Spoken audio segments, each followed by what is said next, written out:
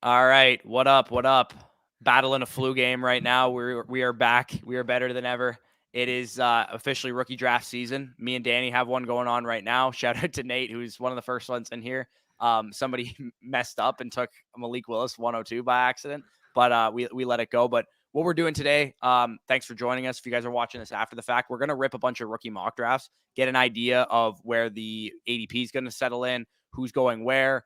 Maybe some of the sleeper picks, who's our favorite, late round dart throws, all that kind of stuff. We're going to try and do, 3, 4 rookie drafts. We'll drop the links in Discord, in the YouTube chat, so that you guys can get in here, and we'll kind of critique your picks and, talk about it as we go through. We have our rookie rankings officially updated in Patreon as you guys are watching this. I know mine are completely done. Danny's will be, fully up to date within a couple hours as well. So our rookie rankings are done, but our overall Dynasty rankings from everything that happened from the Dynasty side of the NFL draft will be fully done by the end of the day today. So if you guys have a rookie draft later tonight, you guys will be 100% covered if you have access to our rankings. And as always, you can get access to it. Link is in the description, Patreon, or sign up and deposit on Underdog Fantasy using promo code FSE. So let's get one of these drafts going here. Danny, you want to throw it in the Discord while I answer some comments? For sure. Go through that and I'll send it in the Discord. All right. So JR was the first one in here. My favorite fantasy channel. Let's go. What up? We appreciate that. Let's go. I need some advice today. I'd imagine a lot of people do. Hudson, let's go. Hey, everybody. What's going on? Bearded Native. We live. Hey, boys. What's up? Danny's just going somewhere for some reason. Hey, what's up? Hit the like on your way in, gentlemen. Yes, if you guys enjoy this video at any point, if you enjoy the stream at any point, hit the like button. Even if you don't hit the like button, we really appreciate it. I'm going to copy the invite link and throw it into the Discord and to the YouTube chat here. So for those of you guys, you already have it in the Discord, I'm assuming, Danny? You're muted. There we go. I threw it in in the YouTube chat too. So if you guys want to get in, we're going to run multiple of these. So if you don't get into this one, we'll probably run more as well. Yeah, sorry. I just want to quickly say I just had to squash an ant. So True. Thank you. All right. Give me 1 sec. Yeah. Where would y'all have Dameon Pierce ranked in 12-team rookie drafts? So from what I've seen, Dameon Pierce is kind of like a touchy subject for most people. I've seen Dameon Pierce be ranked because of the volume, right? It's pretty obvious why people are going to like Dameon Pierce. He goes to the Houston Texans. They have no other running backs on the roster to speak of except for like Marlon Mack types. Dameon Pierce for me right now is ranked as my 17th overall player. Now, I would imagine in most casual leagues, you won't get him at 17. I'd imagine that most people will pick him borderline top 12, early in the second round type of area. He is currently my 16, and he kind of heads a day or a round 3, round 4 running back tier of himself, Tyler Algier, and Rashad White. Yeah, I have Isaiah Spiller within that tier. I dropped Spiller a little bit just because of the immediate opportunity at hand there in LA. So. Yeah, I feel like those guys are all kind of interchangeable at the top of the second round. I mean, it got pretty gross, right? With Justin Ross going undrafted, with some of the quarterbacks going as late as they did. That early second round tier could have been a lot better if all these quarterbacks went in the first or second round of the NFL draft. But with those guys falling, the domino effect was the fact that if you have an early second round pick, you're probably pissed with how the NFL draft went. And I pick at the 204 today in our current rookie draft, and I'm pretty pissed with how my 204 is going to be looking, because I'm probably going to go with, a Dameon Pierce, Tyler Algier type. And I think I could have gotten those guys, 209, 210 if those quarterbacks had just gone a little bit higher or something like that. And Efren hungover. What about y'all? Like I said, I'm a little sick, but I'm doing okay. How you doing, Danny? We didn't actually get to that at the beginning. Oh, I'm doing pretty well. Were you talking about how I'm doing? Yeah, I'm doing pretty well. Just vibing. Didn't drink as much yesterday. Obviously, the first 2 days of the draft, I was, a little bit hungover, dealing with some stuff. Which, when we're talking hungover, I'm 22 years old. We're just talking about, wake up, have my coffee, and I'm good. Yeah. So, and I know there's going to be older people in the chat that are going to be like, oh yeah, you lucky young buck, like you can drink all night one night and then just wake up in the morning and feel like butterflies and rainbows. But that's what happens. That's what it is. Yeah, for sure. Always smashing the like. Appreciate that, Mike. Reasons for why Justin dropped. Okay. The reason why Justin has to be medical. I was just about to say it has to be with that neck. It's concerning. Could be his ankle too, because he busted his ankle up too. Yeah. I mean, he's clearly got the talent. I mean, everybody on Twitter has basically already said that. I mean, we have said as well that this is a true freshman back in 2019 or 2018 that commanded nearly 4.98 yards per route run. Yeah, which is the highest number since 2018 that any wide receiver has put up. Despite sharing a field with T. Higgins, Hunter Renfrow, and who was the other? Amari Rogers. Amari Rogers, that was pretty wild, yeah. So, I mean, if this guy's healthy, if this guy's plays the last few years, I mean, we're realistically talking to him up there with the London, the Burks, the Wilson area, if he stays healthy. Yeah. So it sucks. It's sad, but man, I mean, if the NFL tells us he's a UDFA, we kind of have to respect it.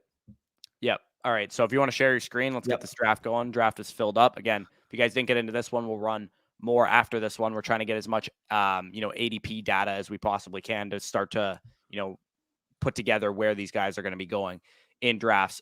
Bronx Bomber says, is your dynasty rankings available to the public? They are not. But like I said, you can get them one of two ways. You can join on Patreon. It's only, $10 a month, or you can deposit and sign up on Underdog Fantasy using promo code FSE, and that'll get you access to our dynasty rankings for the entirety of the season, as well as a thank you for using our sign-up code. So those are the two ways that you can get our dynasty rankings. But we're going to talk about our dynasty rankings later during the week, and that'll give you a good amount of information on where we have players ranked. But if you want the full, access, that is how you get them. Full top 50 available, both superflex and one quarterback. Also wanted to quickly mention, if you do sign up on Underdog, first-time deposit using our code, you'll get a full match back on your deposit up to $100. So $100 you put into that app, you only have to put in like $10 too. You don't have to put in $50 to get our rankings. All you have to do is put in 10. You'll get 20 on the site with, and then you'll get our rankings for the entire season. So that's a cool way you guys can get that if you're in a state or a province for us in Canada that allow you to play on Underdog. So Corey says this is a super flex draft. It is a super flex draft. We might run a one quarterback one as well for those of you guys that play in one quarterback leagues. Realistically, there's not a huge difference this year, because Kenny Pickett is really the only guy that's going to matter in a super flex draft at this point, with all these quarterbacks sliding the way they did. Yep. Well, I was just going to say, like in the first 20 picks of your typical drafts, Kenny Pickett's going to be mostly the only quarterback that goes. And realistically, unless you're trying to get, an upside swing at Malik Willis in the mid-second round, who's probably going to be the QB2, it's not a huge difference between those guys. So if you want to randomize the draft order, get her going, make sure you turn off your sound as well, because we don't need to hear the wow. Damian Pierce was my RB3 before the draft, same rank after. He was my RB5 before the draft, and he is actually currently still my RB5. He is my RB4. Algier and Spiller ahead of him, along with James They're Cook. all in the same, and along with Rashad White as well. Wait, so do you have him below? James Cook is my RB3. I was just about to say, James Cook is my RB3. I had to respect the draft capital in the landing spot, but after those guys, big tier from 4 to 6. I just muted the wow, but okay. I didn't actually hear it, so you're good. Oh, I shared without my sound. Good. Okay. I just wanted to quickly say I took Traylon Burks 103, as you guys would have seen with the live streams. I mean, he drops below London due to that available target volume, due to that respected draft capital, and they were so close in talent going in. I'm happy to get him at 103 though, because I mean, if we're talking about upside, if we're talking about a situation, a scheme that can get the best out of Burks' ability, I mean, Tennessee is basically the model for it. Yeah, exactly. So the one thing that's looking a little different than how we would, approach this draft at the top is that Chris Olave did in fact go before Garrett Wilson. I thought Garrett Wilson was the more polished prospect. I had a higher grade on him, at a first-round grade on Garrett Wilson. And I don't see the Jets landing spot as necessarily a negative. I think they're both, a pretty equivalent landing spot to each guy.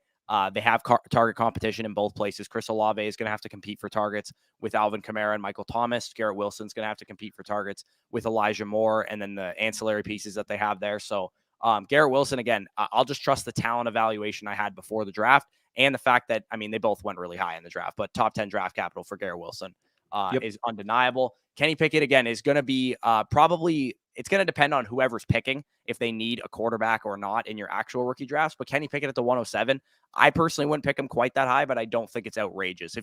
As soon as Kenny Pickett starts getting up near 103, 104, 105, then it's a little bit outrageous. But as soon as the top 5 guys and Kenneth Walker, the top 3 receivers, and Breece Hall are off the board, I'm okay taking Kenny Pickett if you guys are in need of a quarterback. So the guy that I actually have ranked next is Sky Moore, who went to the Kansas City Chiefs. Love that. Sky Moore, the way I had this ranked pre-draft was there was a second tier of wide receivers behind the top three with Jahan Dotson 4, Chris Olave and Jamison Williams and Sky Moore as 5, 6, and 7. And they all kind of stay in that same tier because they all went with relatively similar draft capital outside of, Sky Moore going in the second round. But Sky Moore went to the best landing spot with the Kansas City Chiefs. Target competition is, Juju and Marquez Valdez-Scantling, but it's not nearly what, Jahan Dotson has to compete with Terry McLaurin, or Jamison Williams has to compete with the tight end there, Hawkinson and Amon-Ra St. Brown. I would personally slightly lean Williams, but I understand taking Sky Moore. They are almost identical in my rankings. I believe Jameson's currently my 7, Sky's my 8. So pick your poison there. I respect the 12th overall draft capital. I really like what's going on with Detroit, but I mean, it's hard to go against, the new number 1 wide receiver for freaking Patrick Mahomes. So I get it. We'll get to a couple comments too while we're waiting for our picks. Who would you pick between Pickens, White, Wandale, Bell, Mechie, Spiller, and basically every quarterback? Well, I mean, I'm assuming Bell is head and shoulders above those other guys. And I was just about to say, I'm assuming basically means that Pickett's not available. But even if I actually have Bell ranked ahead of Pickett, so I would go with David Bell there, Leo. Yeah, I highly recommend Pierce. Yeah, go ahead. I was just gonna I like it. I mean, if he's going, mid-second round, that's about appropriate for him. I mean, he reminds me a lot in terms of situation, in terms of opportunity. I mean, it's going to be a lazy comparison because I think everybody's going to make it, but it's a lot of similarities to what we saw last year with Michael Carter, where he has a talent, he has a 3-down work set. It's just, of course, that draft capital may be getting in the way for that long-term investment, as we kind of saw with New York this year. My advice is if you take Dameon Pierce in that mid-second round of your rookie drafts, get that production, juice that production out of him year 1. And then when everybody's high on him after the season, like, oh, you know what? He showed he can handle this 3-down workload. That's when you ship it for somebody with a better profile. Yeah, or just a 2024 first or something like that. Exactly. At that point in time. So, like I said, there is a gross misevaluation of David Bell here at this point in the draft. He should be long gone, in my opinion. There goes Danny taking him at 2-3. James Cook, fun landing spot. Can't take him over David Bell. I got a 3rd-round receiver who I had as wide receiver 8, just behind that tier of, Sky Moore and Jamison Williams, like I said, pre-draft, who goes and is now tied to Deshaun Watson. Yeah, they have Amari Cooper there, but Amari Cooper has never commanded more than a 23% target share in his entire career outside of 2016. So David Bell has plenty of target opportunity in Cleveland, and he was a great prospect, in my opinion. He just didn't test that well. And we know from, years of history and, data that wide receiver testing isn't all that important. So I got a guy that can command targets at a high level, tethered to an elite quarterback. I am going to take him at the end of the first round with the 111 or the 112. And I was just going to quickly say, with David Bell, I mean, it's pretty simple to me. You're getting a 21-year-old Jarvis Landry tethered to Deshaun Watson. And I'm sure anybody would be fine with that valuation at the early portion of the second, or heck, even the late first, the way we do. So I like that. I agree with you on Pierce. I mean, mid-second is appropriate. If he sneaks any higher than that, I am still a little bit worried because of that 4th-round investment in a running back. But, if you can get him in the mid-second, I think that's about appropriate. Yeah, early second might have to be some running backs or the rest of the – yeah, well, I mean, kudos here. David Bell. If you can get David Bell in the early second, you run in the pick. Right. And I'm actually on the clock right now. And for me, this pick comes down to that big tier of running backs, right? I think Rachaad White probably going a little too high in this mock draft. I think he belongs more so in this territory. And I also would pick these running backs personally over the QBs, just because 3rd-round quarterbacks, it's not a good hit rate. If you look at previous 3rd-round quarterbacks the last couple of years, my highest guy among this group of Spiller, Pierce, Tyler Algier is Algier, actually. So I'm going to go with Algier. He was he was one of the best prospects of that group for me pre-draft. I actually had them 3, 4, and 5, Spiller, Algier, and Pierce pre-draft. But Algier went to the best landing spot, in my opinion, because it's a very, running back friendly scheme with Arthur Smith running it there. He doesn't have really any competition for carries, just like Dameon Pierce, except with Tyler Algier, I've seen him shoulder a full workload in college, whereas Dameon Pierce did not. So I really like Tyler Algier as potentially, I don't want to call him this year's Elijah Mitchell, this year's James Robinson, but a guy that gets a big workload year 1, like Danny said. Maybe you flip him after year 1, but I do really like Tyler Algier as a guy that you can get probably. I would have taken him as high as like 2-4, 2-5. Yeah, especially in this draft class. I feel you. Here, let's get the full comments. Okay, so I'll talk about our draft real quick. First round, initially I was like, can you really afford to take, a project tackle at 24? But the way I'm hearing about it, I mean, realistically, if you're going to take a swing on an unproven player, you take it on a very high value position, which if he turns out to be our long-term left tackle of the future, that is going to suffice as a very high value type of position. And he has to have the traits to be able to develop, which I do think from a pure power, from a pure athletic standpoint, Smith can get to. So I will say too, I mean, obviously it was a little bit of a reach, but I don't think it's, the end of the world like some fans want to make it out to be. If I were to grade it, I'd probably say it's about like a C plus type of pick where you have that projectable upside. He fills a hole for you right now with a projectable long-term future, especially as insurance for Tyron Smith if he misses games over these next couple of years. So I do like the pick, and I thought they smashed the rest of the draft. I mean, Sam Williams, obviously you got the character concerns there, but if he does stay healthy, if he does stay on the field, he is a legitimate Randy Gregory long-term replacement. So I'm happy with that. And then Tolbert on. I mean, Tolbert's a day one wide receiver 3 for you, so you can't complain getting in the third round. And I mean, I'm not going to get too far into the day 3 because I'm sure a lot of people are about to snooze if I say that, but I thought they did well on day 3 as well. I love the Sam Houston corner that the Bucks took, man. I'm smitten with him so far. Um, Hoping to land Pierce at 201. If he keeps rising, I will take him 109. That I 201, I'm not going to argue with you. This draft class is not great after like the top 10, 11 picks are off the board, but I cannot take Dameon Pierce, a 4th round running back, over Jahan Dotson, a top 15 pick at wide receiver, over David Bell, a 3rd round draft capital wide receiver tethered to an elite quarterback. So if those guys are off the board and Christian Watson is off the board and you want to take him over James Cook, I probably still wouldn't do it, but I don't blame you too much because of the projectable volume. I think Dameon Pierce, the earliest I'm willing to take him is in this draft around the 2.4, 2.5 area. Yep. Connor, just looking at those options available, Algier is the clear standout there, in my opinion, especially in a 1 quarterback. Getting him at 210, I think, is a slam dunk. Right. I would say Shakir and Algier would be the two. Yeah. Like, see, the thing with these other guys is Romeo Dubes or Dubs or whatever the fuck his name is, Ty Davis Price, Danny Gray, they were shit prospects. They were not good prospects. At least with Shakir and Algier, you could point to defining traits for them as prospects. Algier's ability to carry a workload, to be, a 3-down skill set, very good in pass protection, that kind of stuff. Khalil Shakir, really explosive, good after the catch. Like, they have defining roles and skill sets at the next level. And even though they didn't get the requisite draft capital 3rd, 4th round that we wanted them to get, they're worth taking a shot on the talent. So those two guys stand out to me just as a fact that I'm going to just take whoever I think is the best player at this point. Don't worry about landing spots. Don't worry about, opportunity or anything like that. Just take the best players at that point in the draft. Yeah, no, I feel you. What do y'all think about me picking Olave over JMO? I went with him because of landing spot. I actually have him 1 spot higher than JMO, and I think Bush has it the reverse. So you're not going to hear much between it, but I mean, both are phenomenal players. Both got extremely high draft capital and both project to be very solid wide receiver 2s, I believe, in general. So pick your poison there. I think Olave brings a lot more security, if you will, because he's going to be that wide receiver 2. Jameis Winston really likes having that guy that can threaten the deep third of a defense. But with Jameson Williams, obviously you can't teach that type of speed. So pick your poison there. I think you couldn't have gone wrong either way. I personally slightly prefer Olave, but if you went JMO, I wouldn't have been, upset with that either. Right.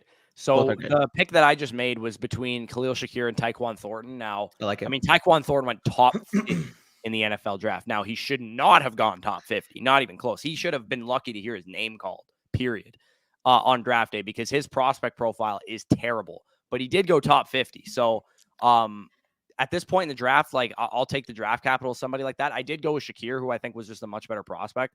But if I had the 3-9 also in this draft, I would have went with Tyquan Thornton over Jelani Woods and over Kyron Williams, who went the next 2 picks. But either way, this draft gets really, really ugly really fast. Yeah. After the first, 12 picks or so, it gets ugly. And then after the, next 7 or 8 picks, it gets ugly again. And then after all the quarterbacks are off the board, it gets uglier again. So this draft class, my advice to you guys, if you have any 3rd round picks, try and trade them away. I'm going to drop a sleepers video at some point this week on who to spend your 3rd and 4th round picks on. I'll talk about, 5 to 6, 7, 8 players, whatever. But my advice is trade them for current players, veterans, whatever, handcuff running backs. Go trade your 307 for Alexander Madison or, whatever. If somebody's super excited about the draft class, or trade them for future 3rd round picks, future, a 2nd round pick in 2024, whatever the case is, just get them off of your team because Taking Zamir White, the backup running back for the Las Vegas Raiders at 3.7 doesn't excite me in the slightest. Yeah, and I just quickly wanted to say, shout out right there, Keontae Ingram. I was hoping he would fall back here in this theoretical mock. That would be the type. I mean, I'm sure you're going to talk about some deep sleepers and stuff, but that would be the type of player that, he's got a decent profile, he's got decent athleticism, landed in the 6th round after James Conner. They don't have much going on there in that running back core. People are going to hype up, Benjamin, but Keontae Ingram is just Benjamin. Keontae Ingram can catch the ball too, so it's possible that they use him in that role if they need to. So I color me intrigued by Keontae Ingram. I think he is the perfect 4th round dart throw. Yeah, exactly. And 3.11 again. If you can get anything of value for these 3rd and 4th round picks, go ahead and do it. But if you can't, then Keontae Ingram, like you said, is a good type of piece to go after. And I just wanted to say too, I mentioned 4th round dart throw. Even in 3.11, I'm more than fine pulling the trigger on him. Here, where do we leave off? By the way, just catching up right here. Okay, we answered that. Trying to talk myself out of taking Pickett with 106 or 107. Only quarterbacks are Mahomes, Dak, and Darnold. I wouldn't do it. I mean, I would try to trade. Again, the best way to handle Kenny Pickett in rookie drafts is one of 3 ways. So if you have the 106, 107, you're thinking, hey, I need a QB3, I need a QB2, I need a whatever. Number 1, we always say it, you don't need anything right now. It's May. You don't need a starting lineup at this current point. Take the best player available. But B, if you do really want to secure a 3rd quarterback or a 2nd quarterback, go see what the 106, 107 can fetch you on the open market for a veteran option. You have Mahomes and Dak. I'm assuming you probably have a fairly competitive team with those 2 guys. Go see if that can net you Derek Carr. Go see if that would be perfect. Kirk Cousins plus, or maybe you can even get a better quarterback than that. Maybe you can get a young guy like Zach Wilson if somebody's still not bought in. But I would say that is my first priority if I'm looking for a quarterback with one of those picks. And if I can't do it, like I'm probably still going to try and trade down to a lower point to get Kenny Pickett. And Bush, I would want to gauge your thoughts on this, but I mean, we talked a little bit about it off stream, but another episode of Dynasty 101 would be being creative in your rookie drafts, because a lot of people feel like if you have a pick, I got to pick, I need a quarterback. Kenny Pickett's the best quarterback. Therefore, I take Kenny Pickett. But being creative when you're on the clock, understanding relative value, understanding, okay, realistically, how does this rookie stack up with, a veteran player, and what is their appropriate cost? So, for example, I mean, if we're talking about the mid to late 1st round of your rookie draft, like a lot of the relative value of these guys compared to veterans, like you can get the veteran plus for a lot of these rookies. For example, you mentioned Derek Carr. I can tell you right now, in most leagues, you can most likely get 107 or Derek Carr plus for the 107. Right. And that's all going to depend on your league dynamic. If people really overvalue quarterbacks, maybe you can't do that. But if they have rookie fever and they really want Chris Olave because they're a Saints fan, or they really want whatever, Jameson Williams, you can dangle Jameson Williams to that person for an established starting quarterback that's going to really help your team out. If you want to go with Kenny Pickett, I don't think it's outrageous to go 106, 107, but I personally would at least try and trade down a little bit if you know that those other teams are not going to be at risk of taking him potentially. Jared says, enjoy those hangovers. They get so much worse once your 20s are over. Might have to snag Willis 102. Big fact. Who is Britton Brown? Sorry, I have no idea. Yeah, I think he got drafted, though. I think he did actually get drafted. 7th round pick. Yeah, I just looked at it. That's why. Yeah. So Kyron Williams is a great value. Sleeper in that LA backfield. I'm buying at cost easy. Yeah, again, if you guys want to buy literally any name in the 3rd, 4th round, I'm not going to argue with you. There is no consensus. There's no reason to, not take your shots on whatever guy you liked pre-draft. Go, by all means, if you loved Kyron Williams pre-draft, go take him. If you loved Ty Chandler pre-draft, go take him. If you loved Jerome Ford pre-draft, go take him. There is really no consensus. I love Justin Ross pre-draft. He went undrafted because of medical concerns, presumably, but he's eventually going to sign with the team, I think. So at the 4.8, like when I'm choosing between Britton Brown and Tyler Beatty and stuff, just give me Justin Ross and the upside that he eventually makes a roster. Maybe he becomes, Preston Williams in the preseason. I can flip him for a 3rd round pick at that point. And that's kind of where I was at too, because you guys will see, like theoretically, if you're in a rookie draft, you might say, oh, you drafted 2 tight ends. Like, why would you do that? I mean, realistically here, would I rather the 2nd round tight end or fucking Jerome Ford, Ty Chandler? Like, I'm just taking best player available there. And realistically, if you're drafting for need, as not only like in general, you shouldn't draft for need in general, but especially in the 3rd, 4th round of your rookie drafts, like your expectation should be, it would be nice if these guys hit, but they're probably not going to hit. So at that point, you just take the best player available. I'm looking at McBride, the consensus tight end one in this class for a lot of people. And then I'm looking at Dulcich, second or third round pick, day 2 pick, talented player, highly regarded by a lot of people. And I'm comparing him to some of the options here. Like, yeah, I might have just taken a tight end, but my expectation is this isn't going to be a key piece on my dynasty team. Just take the best player available to leverage it for future assets.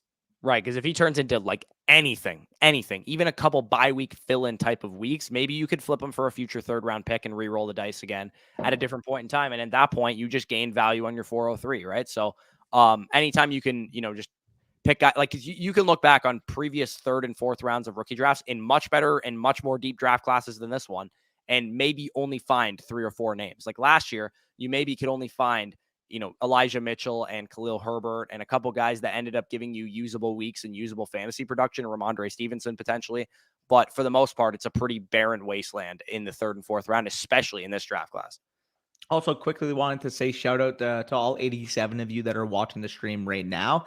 The one thing I will say, though, for 87 people, the fact that we only have 28 likes is a little bit discouraging. So let's see that like button get pounded right now. Let's go.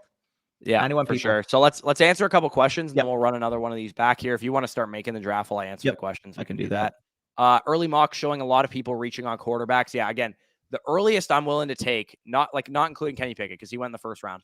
The earliest I'm willing to take the non-Kenny Pickett quarterbacks is probably the mid-second at best, and that's only honestly in rebuilding situations. If you're a win now team spending the 204 on Malik Willis, thinking he's going to help you at all, probably not a smart idea. If you're going to look and hope that they become Davis Mills, they need to be drafted where Davis Mills was being drafted, which was like at the 2-3 turn at best last year. So if you're going to spend the 203 on Malik Willis just because, the pre-draft bias was that he was going to be the 102, you got to, get that out of your head. He's a third round quarterback behind a highly paid quarterback in Ryan Tannehill right now. At best, he's probably going to be a starter in year 2. And even then, it's a third round quarterback. There's really no financial commitment to him. They could always draft another quarterback, go out and trade for another quarterback, whatever the case is. So the mid to late second round is typically where I'm looking to draft Malik Willis and Matt Corral and Sam Howell. As much as you guys know how much I love Sam Howell, you got to be objective and say Sam Howell went in the 5th fucking round. I cannot take him with a pick outside, like anywhere in the top, 20. Yeah, no, I agree with you there. And I quickly wanted to add to that too. You mentioned it. Our basis of Malik Willis 102, especially mine, I was probably the biggest advocate of taking Malik Willis at the 102 prior to the NFL draft. That was based on the fact that he was going to be a round 1 insulated quarterback with legitimate Konami code upside. The fact that he went Hurts with draft capital, he was Jalen Hurts with draft capital in the actual draft. Yes. He's Jalen Hurts with draft capital. The fact that he got round 3 draft capital, yes, it's going to sound reactive, but it's just the basis of how the position, how the market works. Round 1 versus round 3, especially at the quarterback position in terms of hit rates, is a huge difference. So, yeah, he's going to drop from 102, and he's probably going to be a back end of the second round pick type of player for me, which, I can literally check right now. He is currently my 22nd overall player in this draft after being my 2nd overall player before the draft. That's what happens. Yeah, and I have him at 20. So I have him a little bit higher than you, but I'm still not going to be willing to pick him very, very high. So Michael says, hey, boys, got this question answered pre-draft, but now we are post-draft. I'll re-attack 101, 102, 104, and 106. Who are you guys looking to try and snag? I'm assuming you're a rebuilding team if you have this many draft picks. I would be looking to snag first Breece Hall and Drake London at 101 and 102. Yep. At 104, I'm going to take the best player available, whether Wilson you or Burks, Wilson, or maybe Kenneth Walker. And then at 106, hopefully one makes it back to you. Hopefully one of those guys falls back to you. And if they don't, Chris Olave is currently my 106. You raised him. Scenario happens. Yes, I do have him at 106. Interesting. Honestly, I'm going to wake up every day and have a different guy 106. I know. It's such a close tier. With Jameson Williams, Chris Olave, Jahan Dotson, and Sky Moore, I really have no preference. None. I could paint the picture for all of them being great. The reason I have Chris Olave 106 as it currently stands is because I believe he's very pro ready. He could get off to a good start in his NFL career, not to mention the fact that we don't know how much longer Michael Thomas is going to be in New Orleans. And I know he's a good fit with the current quarterback, Jameis Winston. So that's why I have Chris Olave 106. Maybe you want to have Sky Moore 106 because he's with Patrick Mahomes. But Chris Olave was a top 11 pick versus a mid-second rounder like Sky Moore. Yep. We'll all have videos for updated rankings after so this week we're going to take our time. We're going to update you guys with our running backs, our wide receivers, and quarterbacks and tight ends. So stay tuned for that. Especially, obviously, a lot of you guys have either started your rookie drafts or having them coming up within the next week. So we'll try to get all that content to you guys as soon as possible.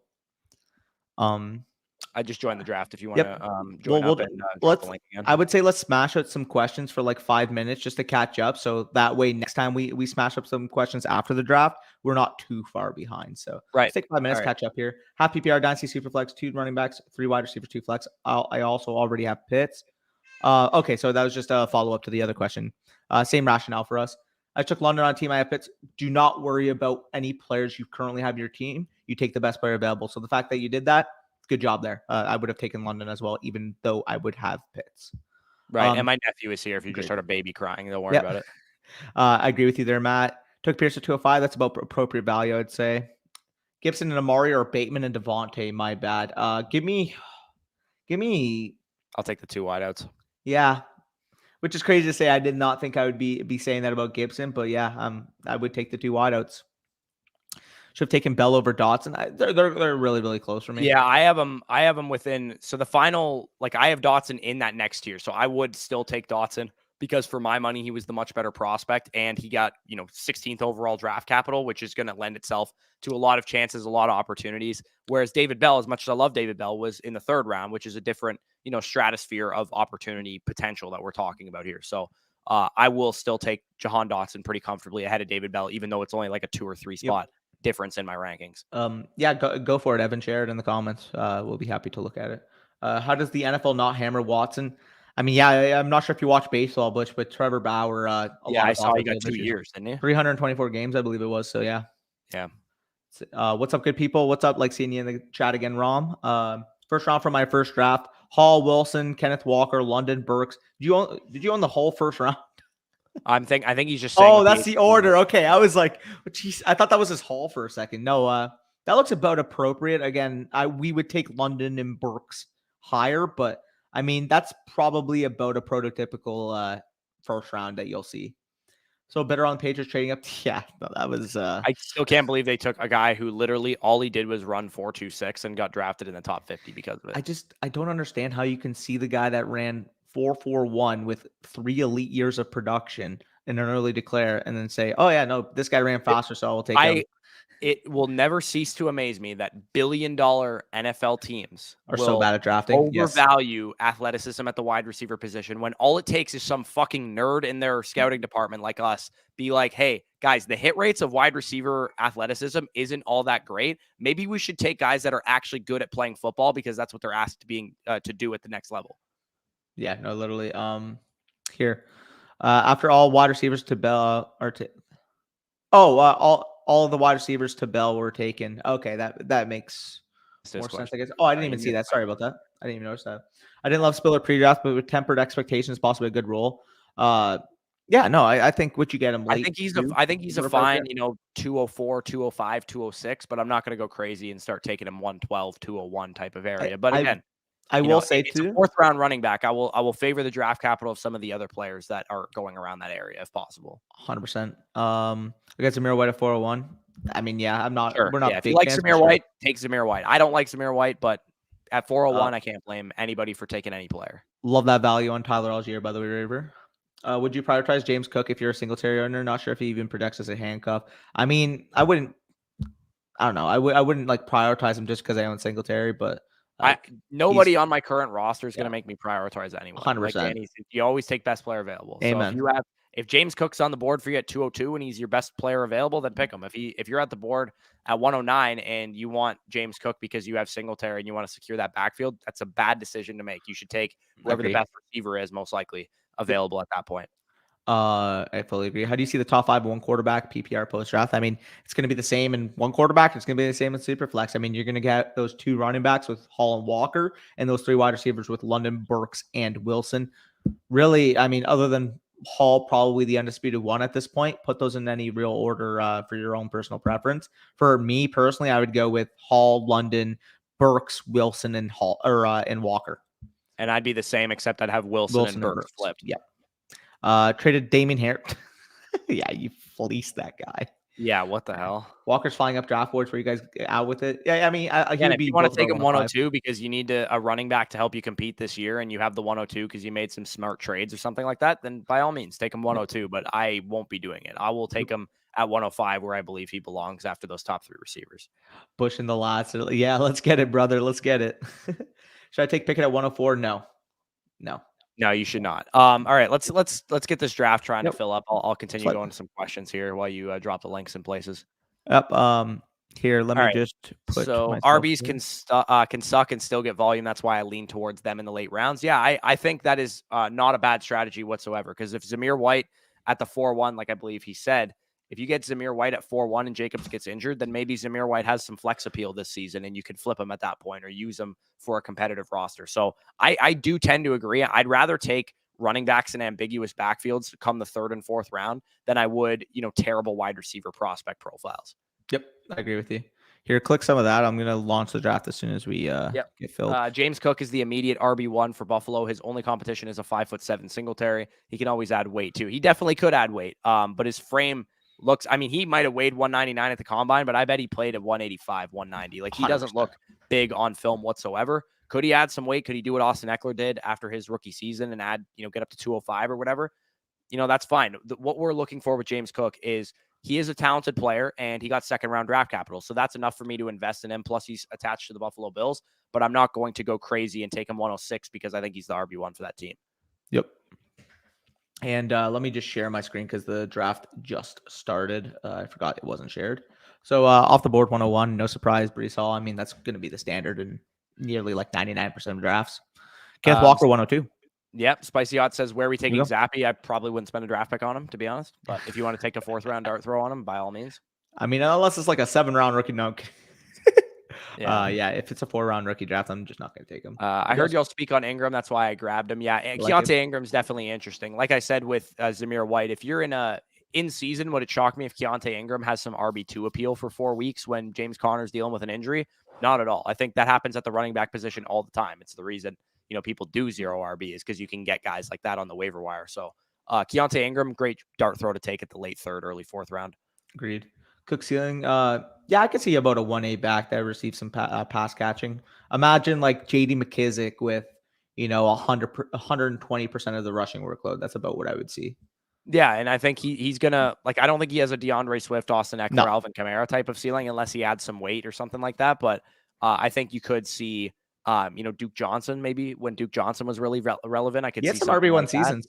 I believe. Yeah, maybe like James White had an RB1 season, being heavily involved in that Patriots backfield. We don't know how much Josh Allen's going to throw to his running back, but he also has. I believe Hayden Winks talked about a stat. The Buffalo Bills running backs were the 32nd most efficient pass catching running backs in the league. So he also hasn't had a good running back to throw to, and that could limit potentially Josh Allen's rushing floor and ceiling a little bit as well. Yep. Here, let me just. Where do we leave off? Oh, Timothy, whatever your processes, be consistent. Yeah, I agree. I mean, I will say the caveat there would be if I'm dealing with, a prospect I deem was not high quality going into the draft and they got, like, for example, Danny Gray going 3rd round. I'm not going to rank him ahead of Dameon Pierce going 4th round just because he went, a round sooner. Like Dameon Pierce, I actually thought was a good prospect. Danny Gray was, a 6th rounder. So in that situation, I understand what you mean. Be consistent, like when you're talking about it, but there is a little bit of context being made when you're talking about an inferior prospect. Right. In the 1st round, I tend to stick this year specifically. I tend to stick to my pre-draft rankings because they all for the most part, the 1st round prospects all got similar draft capital. And, pre-draft wise, I had them ranked a certain way. But once you get to the 3rd round, 4th round, you can kind of throw that stuff out the window. And for me, my process is I will always value talent over situation and where I had them graded from a talent perspective. So, guys like Romeo Dubs, who went to the Packers, and people might, conjure up the narrative that he's going to be great because he plays for Green Bay. I'm not with that. I'll take guys like Tyler Algier, who I believed were, good talents coming out of school. Yep. No, I agree with you there. I mean, you guys know that. Here, where did we leave? Here, let me just. I got it. Draft Fever got me Deontay Johnson for the 106. Steal. I love that. 112. James Cook is disgusting. I don't think it's disgusting. I think people are it's gonna borderline be consensus, I would say. But I personally wouldn't take him quite that high. He'd be more so like 201, 202 for me. But again, second round draft capital at running back. Got to respect it. He's our fifth string running back, Zamir White. Yeah, literally. No, Britton Brown. Yeah, literally. How do you feel about Kenneth Walker's landing spot in Seattle? We're taking over which wide receivers? I'm still going to have Kenneth Walker as the 105. Yeah. Behind Drake London, Treylon Burks, and Garrett Wilson. However you order those guys, I would still prefer all three of those wide receivers because I had first round grades on all three of those wide receivers over Kenneth Walker. But Kenneth Walker, if you're in a win now situation, you lucked into the 103 or something, and you want to pick him over Garrett Wilson and Treylon Burks, I'm not going to argue with you. And I will quickly say, like, if you were a Kenneth Walker stan, if he was your 102 ahead of those receivers pre-draft, do not worry about the Seattle landing spot. Because I've heard some people say, well, they got Rashad Penny, Chris Carson, yada, yada, yada. Pete Carroll doesn't spend the 41st overall pick on Kenneth Walker if he viewed his running back situation long-term to be set. Kenneth Walker, maybe year one, he splits time with Rashad Penny, but Rashad Penny is the worst case scenario for Kenneth Walker. That is the worst scenario. He's an RB2-3 type, like what Javonte Williams was this year, splitting time with Melvin Gordon, except for a worse offense. Exactly. Not like the Broncos were very good last year either, but that's the worst case scenario. Come 2023, he's probably going to be the main back there. Rashad Penny will probably sign with a different team or whatever, probably get injured because he's Rashad Penny. And Kenneth Walker should be not alone in that backfield, but should be the primary back going into 2023. So if you're scared about Seattle's landing spot, does it hurt him in the short term? Probably a little bit, maybe, but it's not something that I'm worried about long term. I think he'll be very, very much fine, come his middle of the first, middle of his rookie season, especially once we get into his sophomore year. And from a pure rushing standpoint, I mean, you guys would have watched that video with Graham, but Graham has him at RB1. He is a 92nd percentile yards created data point since he started doing yards created. So, I mean, this is like what we call an elite rusher. Like, we're not just talking about like a very, very good college rusher. We're talking about one of the best charted college rushers we've seen in quite some time. So, if we're talking about a potential comparison, look at like a J.K. Dobbins and probably what's going to be, a middle tier offense versus a high tier offense, which is what the Ravens run. So, I mean, if you can get, 90% of J.K. Dobbins with potentially some more receiving upside, I'm more than fine spending a mid first on that, especially in this class. Yeah. So the one thing I'm noticing, I guess, just in the two drafts that we've done so far, is that Rachaad White's going mighty high for my liking. I think Rachaad White belongs in this territory that we're at right now with Isaiah Spiller and Tyler Algier and Dameon Pierce. I think Rachaad White belongs in that tier with those guys. Maybe you want to favor that he was a third round pick a little bit more, but he also has the worst landing spot from an immediate production standpoint because Leonard Fournette can handle a workhorse bell cow role. So I'm more inclined to think Rachaad White's a middle of the second round pick. If you want to take him ahead of those guys, I don't blame you, but I actually have the other guys that have a little bit more immediate production appeal, like Algier, like Pierce and Spiller, over Rachaad White, even though he got drafted, late third round. Yep, I agree with you here. Just give me a second. I'm responding to it. Yeah, no worries. Paco says, so true. I remember drinking all night at 21, getting an hour of sleep and then going into work, popping Alka-Seltzer, and I'm good. Dude, Alka-Seltzer is like a throwback thing. Like, we're too young to know what Alka-Seltzer is. Justin Ross equals Tamori and Terry minus the murder, hopefully. Yeah, you know what's funny, Flood, is that I had Tamori and Terry as my wide receiver 9 coming into the draft last year, and Justin Ross was my wide receiver 9 this year, and both guys went undrafted. So maybe my wide receiver 9 is just like the worst position to be. Pre-draft. I hate the Kenneth Walker landing spot. Penny was a first-round pick. Carson's still around. I think you're overthinking it, my man. I just explained this. I think the worst-case scenario is his short-term redraft outlook is a little bit foggy. But, I mean, long-term, 2023 on, I mean, this is going to be a 250-plus carry running back and should be somebody that you expect for 1,200-plus rushing yards on a year-to-year basis. Yeah, exactly. Brock, did you take Cook as one? Willis went one. See, this is the classic example of not letting pre-draft biases go. Willis does not belong anywhere close to the first round. Not even close. As much as we thought he could be, Jalen Hurts with draft capital, there was two parts to that equation. You needed to have the draft capital to be that, and he didn't get it. And not only that, but he's behind, like I said, a guy that is being paid handsomely to play quarterback for the Titans. Do they like Ryan Tannehill enough to move on from him after this season? Potentially, they might move off of him after this season, but he's still being paid a lot to the point that they're probably not going to do that. And Malik Willis clearly fell for the reason that the NFL wasn't as high on him as maybe the media or the fantasy community was. Yep. No, I agree with you there. Man, I need to sell my late first and Facts. early twos as bad if I can. Yeah, I agree. I'm looking to buy low on some of these guys that maybe had you can sell a late first round pick for Devontae Smith because AJ Brown got signed to that team. That's a big time move that I'm looking to make. If you can sell, an early second for Amon-Ra St. Brown because they drafted Jameson Williams, go do it because those guys have way, way, way more value than the guys that you're going to be taking at the late 1, early 2 point in the draft. Yep. No, I feel that. Who is Brittany Brown? Some people watch on game console. Okay, that's fair. I mean, if you're watching on a game console, shout out to you shout because I out. never actually knew that was a thing. And I just quickly want to say, I mean, yeah, if it's a trouble for you to give a like, of course, but I mean, if you're on PC, on your phone, on your laptop, and it's just literally a click, helps us a ton. I mean, I always do it when I watch YouTube videos for other people. I'm always instantly I click on the video, I click the like button. Like it's just a quick thing. I know it helps the creator out. We really appreciate it. And of course, if you haven't already done so, subscribe as well. Yep. What's up, fellas? I'm joining late, but I'll watch it back later. Everyone pound that thumbs up like it's the Patriots first round pick. Who y'all going to the NBA Finals? Honest to God, I don't really follow basketball all that closely, so I couldn't really give you an answer. I'll let Danny answer that question. Who do you got in the NBA Finals, Danny? This point, I'm gonna go with Warriors versus Bucks. Yeah, the Raptors are out, so I don't really care. Yeah. Direction and scroll right through for Xbox One. True. I've seen a lot of people saying if you're in full rebuild to put Jameson Williams at 103 over all the wide receivers, but if you're contending, go London. So I understand the sentiment that those people might have because Jameson Williams, had he not gotten injured, maybe he's a better prospect than Garrett Wilson, better prospect than Treylon Burks. But Jameson Williams still has the injury, and we know how reactive the dynasty market can be. And if Jameson Williams doesn't play until week 6 of the NFL season, or even if he does play, he's limited or whatever the case is, it's going to hurt his dynasty value in the short term for come next offseason. Nobody's going to care that we all expected this going into the season. All they're going to see is Jameson Williams with 400 yards and 3 touchdowns in his rookie season and get pissed off, which is why I have Jameson Williams at 109 because he presents risk that other guys do not.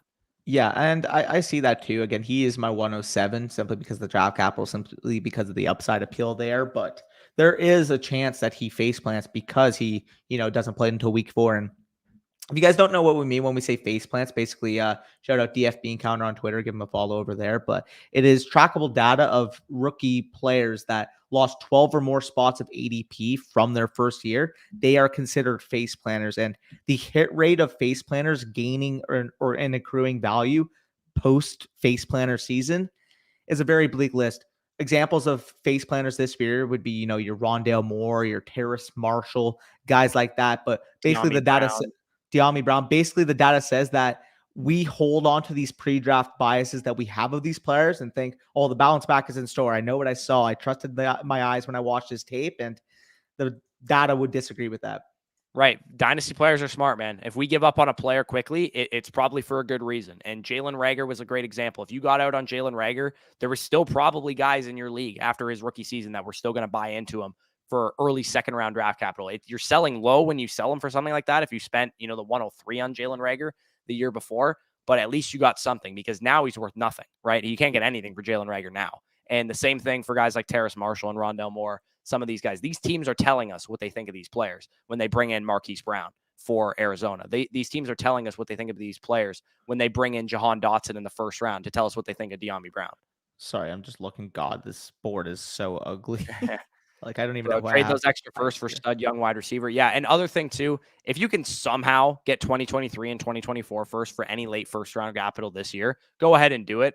I know everybody, and I wouldn't say everybody, I don't want to speak for everybody's league, but I would say for the most part, 70 to 80% of leagues probably know by now that the 2023 class is expected to be very good. So that window may have shut, right? You might have only been able to do that last year and in your league, and everybody knows that the 2023 class is going to be great. But at this point in time, I'm probably looking towards veterans if I'm going to trade away my first round picks because I'm expecting in most of my leagues that everybody knows how good the 2023 class is going to be. But if they don't, by all means, take advantage of them. For sure. I just want to quickly say shout out to all 140 of you that are in the stream right now because that's a nice number to see. I'm just going to say that. Yeah, unfortunately, we can't get to all these questions because of it, but we appreciate all of you guys joining us here. We're going through this chronologically. If you have something, pressing that you want to answer, by all means, reach out to us or you can super chat or something like that. Now that all the quarterbacks outside of Pickett have fallen, which of the quarterbacks do you guys think has the better outlook for the future? And do any of them have a chance to play this season? So I think that's two different questions, personally. I would say the best outlook for the future is Malik Willis. Correct. Because he was, a highly touted prospect by the media. And I think that the Titans are the best landing spot of any of the quarterbacks. But the best chance to play this season is definitely between Matt Corral and Sam Howell, because the starters in front of both of those guys stink. Carson Wentz and Sam Darnold are nothing to write home about. And I think both of those guys were better prospects than 3rd and 5th round picks, respectively, and should have a chance to get on the field this season. But if that happens, you guys know how much I love Sam Howell. If Sam Howell plays 8 games this year and looks really good because Carson Wentz got injured because he's Carson Wentz, or because he, bitched and complained and got himself benched, I'm not going to be all in on Sam Howell this time next year. I'm going to be treating him the way I treat Davis Mills. Could he become something? It's possible, but how many 3rd round picks and 5th round picks in Sam Howell's case will we see become a future locked and loaded starter? I'd be worried if Sam Darnold or if Carson Wentz was terrible this year, that they have a high pick and they're going to draft Bryce Young, or they're going to draft CJ Stroud, or they're going to trade for a veteran quarterback or something like that. So even if these guys hit in year 1 and they get on the field and they're, productive for fantasy or something, I'm not going to be, throwing in the towel and being like, yep, these guys are automatically top 15 dynasty quarterbacks now. Well, let me just look through. So we'll say quarterbacks in their prime and foundation. Obviously, Russell Wilson was also a 3rd rounder, so we'll count him as well. But aside from Dak Prescott, I mean, if you're looking at hit rates of the top dynasty quarterbacks, by the way, too, who fell due to legal concerns, probably would not have been a he would have been. He probably would have been at minimum a round 2 pick if he didn't have those legal concerns. He had the right. DUI. It sounds like Denver would have picked him where they picked Lynch too. Yeah. So I mean, there's that. Either way, he would have been either a 1st or 2nd round pick. But if you're actually talking the top dynasty quarterbacks right now, aside from Dak, aside from Russell Wilson, I mean, all these guys were picked in the top. Maybe is a 4th round pick. He was a 3rd, I believe. No. I can't remember. I think he was a 4th rounder, but I'm not sure. Either way, there's a difference.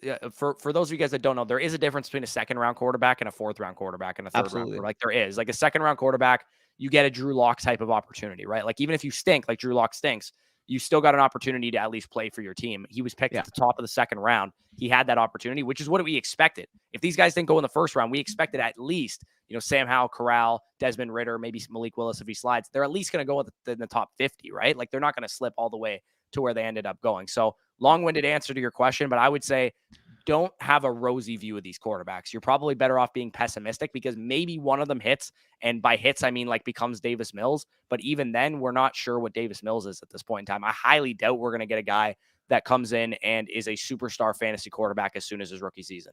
Yep. What's good? What's good, Sleeper Marcus? And I see you back in the chat. In a single quarterback, where do you start to pick up rookies over vets? So like I said, once you get to the turn, the 112, 201, I'm going to look at what veterans I can get with that pick. So he's talking about in a startup, and I can trade.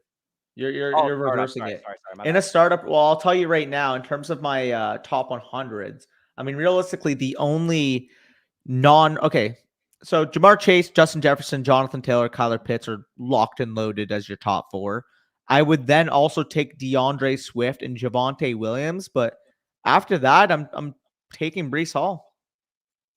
Yeah. I think Breece Hall too is like the only guy that I would see sneaking into that like top 3 round range. Yep. Drake London, maybe he sneaks into like the 4th round type of area, but I mean, there's plenty of wide receivers in the territory where you're going to have Drake London that may go ahead of him. Also, you got a lot of running backs in that area too, and some of the QB2 types that might sneak their way ahead of him as well. I mean, mentioning London, he should figure into the top 15 wide receivers in ADP, which I mean, I have him ranked as wide receiver 15 right now. Yeah. So he should figure into that range. Again, if you're building a younger team, he gives you a lot of flexibility because he still presents win now type of appeal because I think he's going to be a productive player, but he also has the age on his side. I mean, this guy's not even 21 years old at this point, I believe.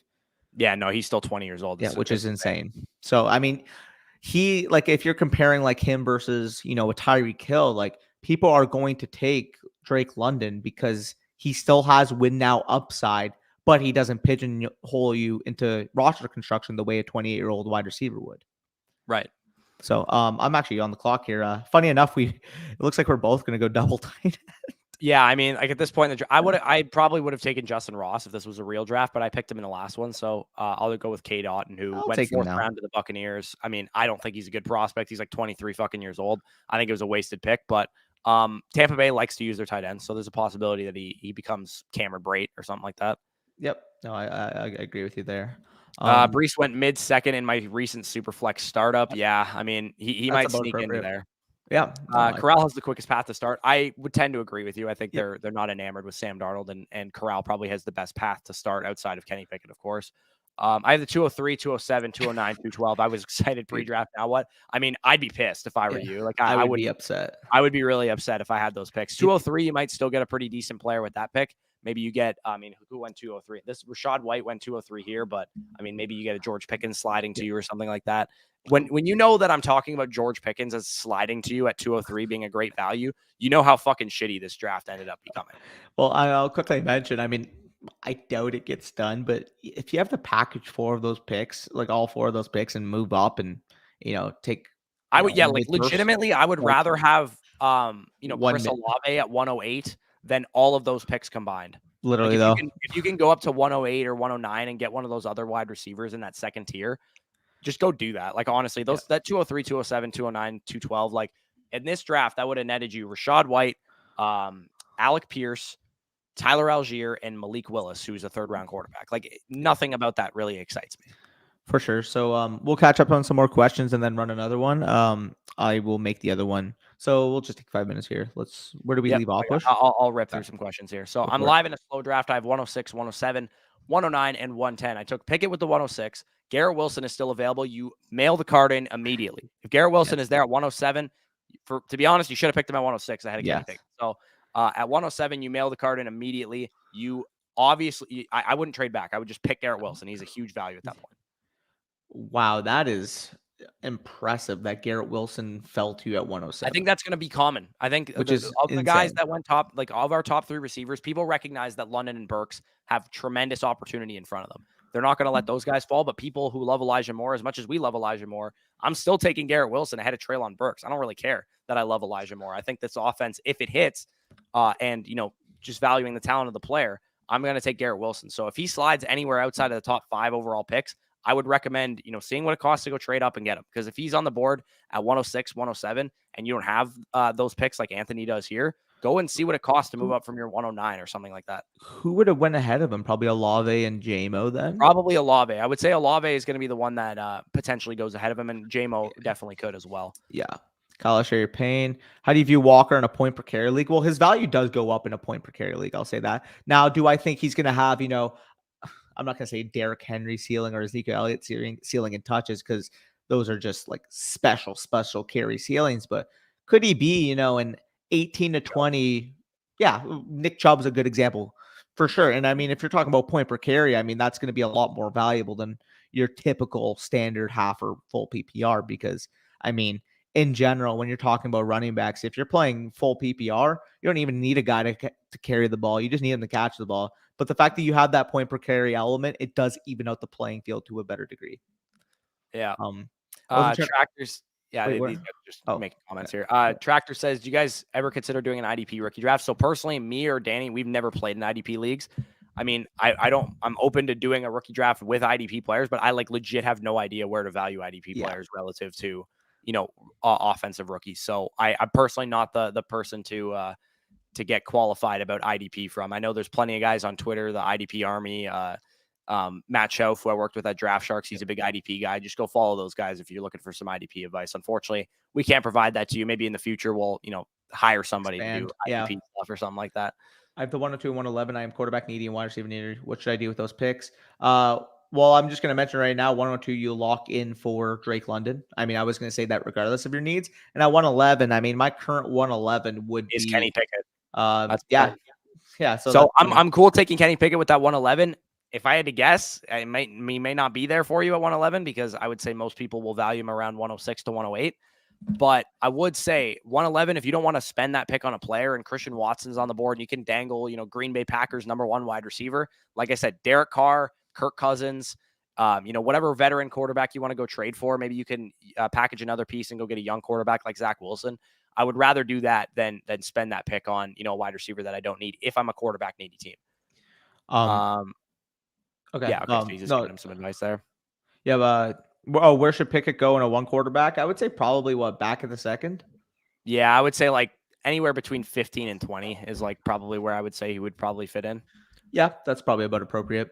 Glad he told. Yeah, no, David Bell is a stud. He's I am great, so man. thankful that he got day 2 draft capital. Genuinely, I I'm am too. sure. Yeah, So we said on the stream, I was like, Tyler Algier, Justin Ross, Sam Howell, and David Bell. Please God, one of these guys go on day 2. I was like really worried that none of them were, and I was super excited. I was like, I yelled yes when David Bell went to the Browns. I totally spoiled the pick, but I didn't give a yeah, fuck I because I remember that. wanted Cleveland. I wanted Cleveland specifically to draft David Bell number 1, and 2, I wanted him to go on day 2. So both Yeah, things happening was awesome. drop Zach Moss, or I mean, it depends how deep your bench is. He's not a valuable piece, but if you don't have to drop him, I wouldn't. Paco, hello again. Pick it 2-6. Yeah, that's about a good pick for him. About 2-6. I think that's about appropriate.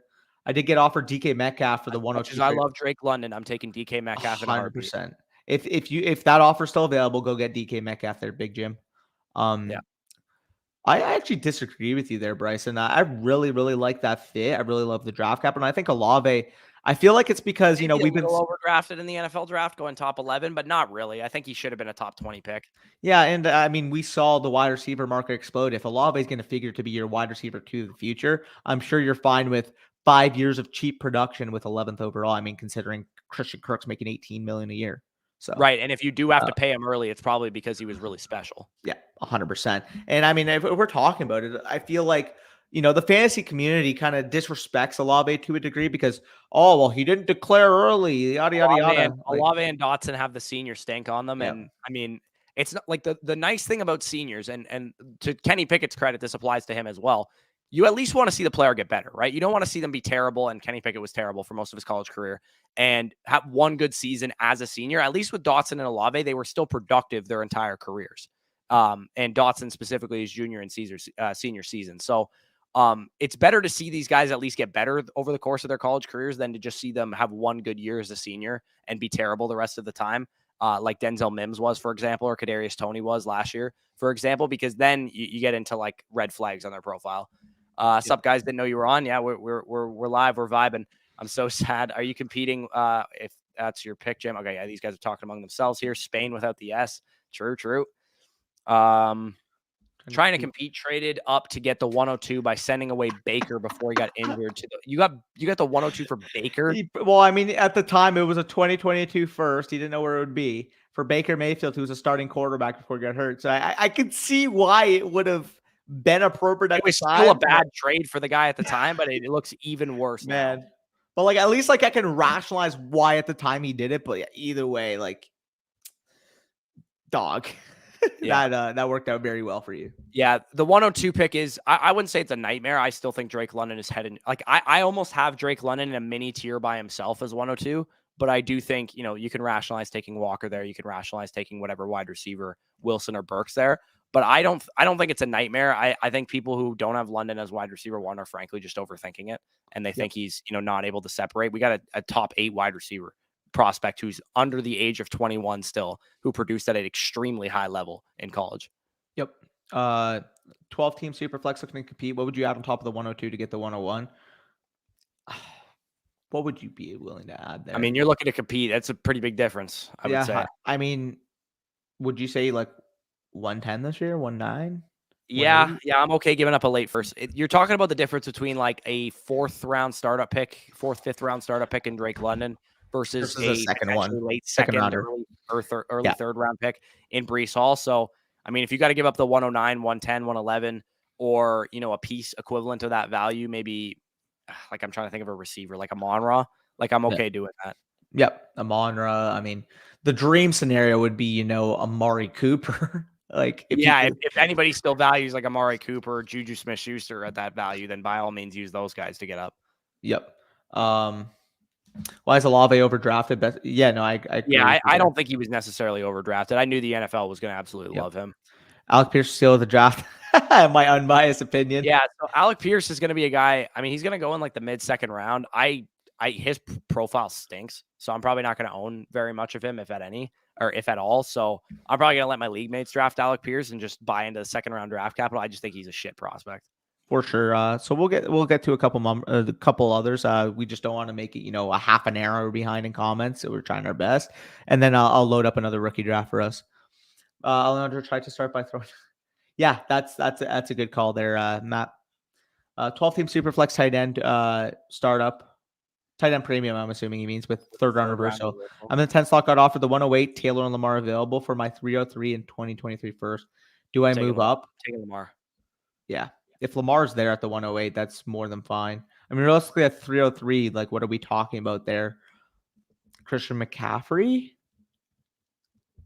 Like, what's 303 usually in ADP? Like, Christian McCaffrey, AJ Brown, Jalen Waddle. I'm doing that in a heartbeat for Lamar Jackson's a huge difference maker. I would 100%. Just take Lamar. Yep, I agree with you there. Here, start off the draft. I'll go through some more questions. This will be the last draft that we do. We don't want to make this a 3-hour live stream. You got Keenan Allen for the 207. Yeah, that's insane. That's great. I would not move off of 101 for less than a 20. Yeah, no, of course not. I love Terry too. Yeah, he's a stud. Tamori and Terry he's talking about. Yeah, I agree with you there. I was talking about that. Yep. Gene recommended quarterback upgrade. Like KW3 is still a second running back, but I prefer Sky Olave and Jameson. I would probably still rank KW ahead of that group, but especially if you're in a full PPR, I can see or the you're rationale. Fully rebuilding, you don't need a running back type of thing. Like it's not the worst. I think Kenneth Walker has earned enough respect to say that he might be ahead of that second tier wide receivers, but it's not a terrible take for sure. I agree with you there, Bush. Need help with y'all trade Freiermuth to Gallup in 116 for 104, 16 team, one quarterback. So realistically, in a 16 team, one quarterback, you're probably eyeing one of Burks or Wilson. So the one thing I will say about a 16 team league, a guy like Freiermuth actually has a pretty decent amount of value because he's a young tight end that could be, a difference maker come a year or two from now. So he hurts giving up, but that's a pretty big jump. 116, we're talking, John Mechie, Wan'Dale Robinson type of prospect versus, Garrett Wilson or Treylon Burks. Like, I think I might make that move. I hope you have another tight end though. Like if you have no other tight end, that makes me really second guess that move.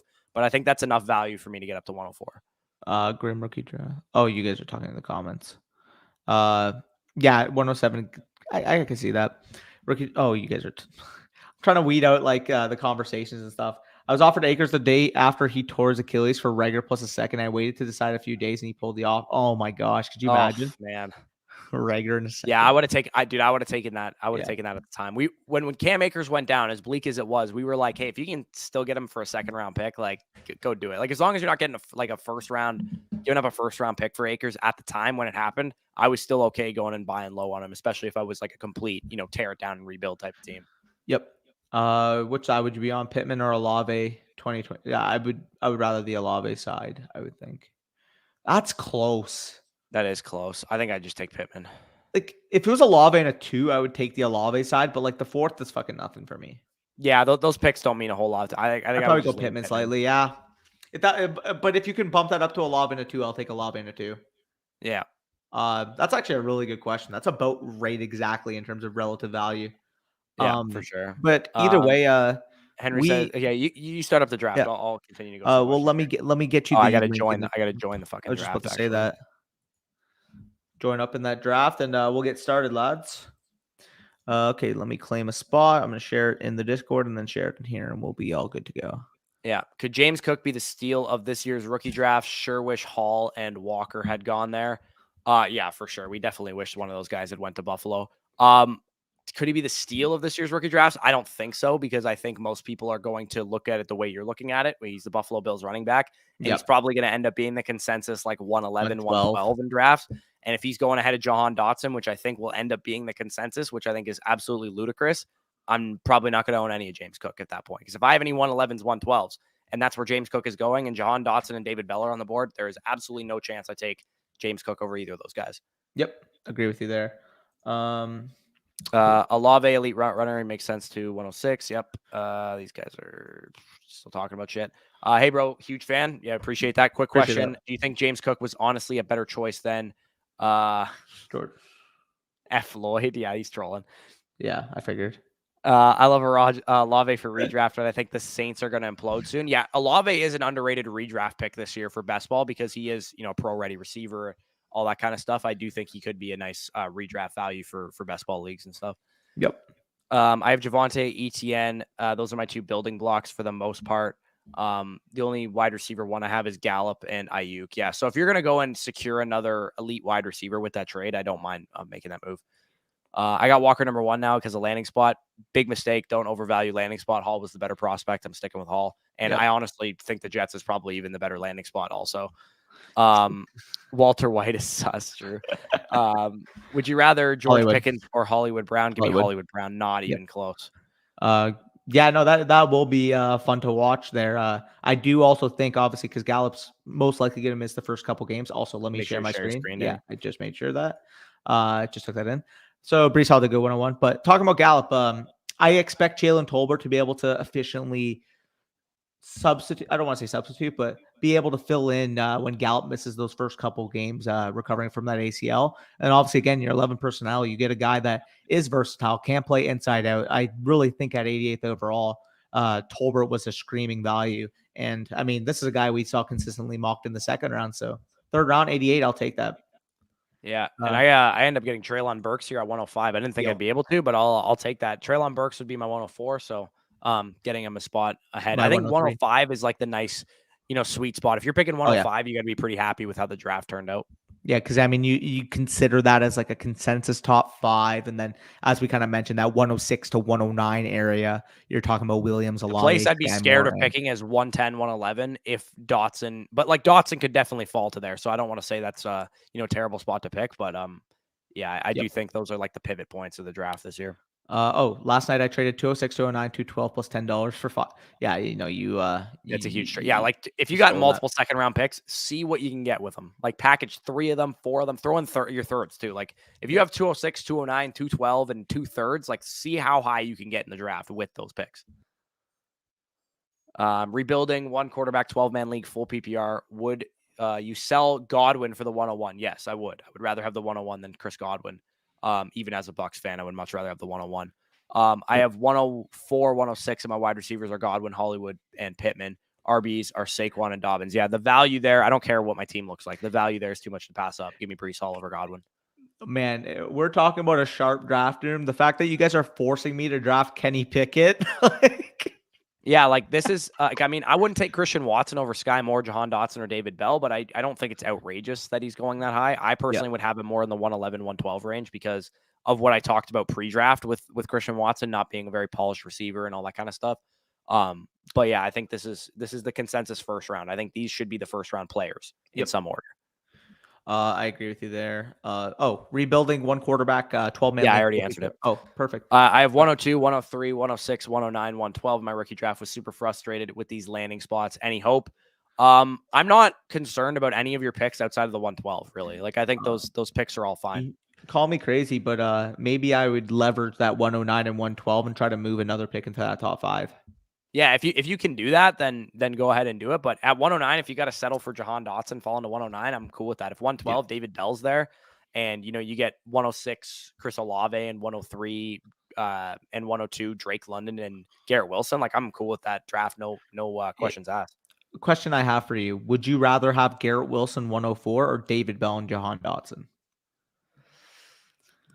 That's about the value point you're talking. It probably depends on what my team is looking like. If I'm in a long-term rebuild and I want studs, I'd probably take Garrett Wilson. But if I'm maybe a competitive team and I could win this year and I need some depth, then I'd probably go with the other 2 guys. Yep. Where do we leave off here? Okay. Should I trade 203 or try for 2023? Either way, dude, if you could move, I mean, right now, I mean, it's going to be unlikely, but if you can move those picks and get a 2023 one, like you smash that and you don't let the guy overthink it. Yeah.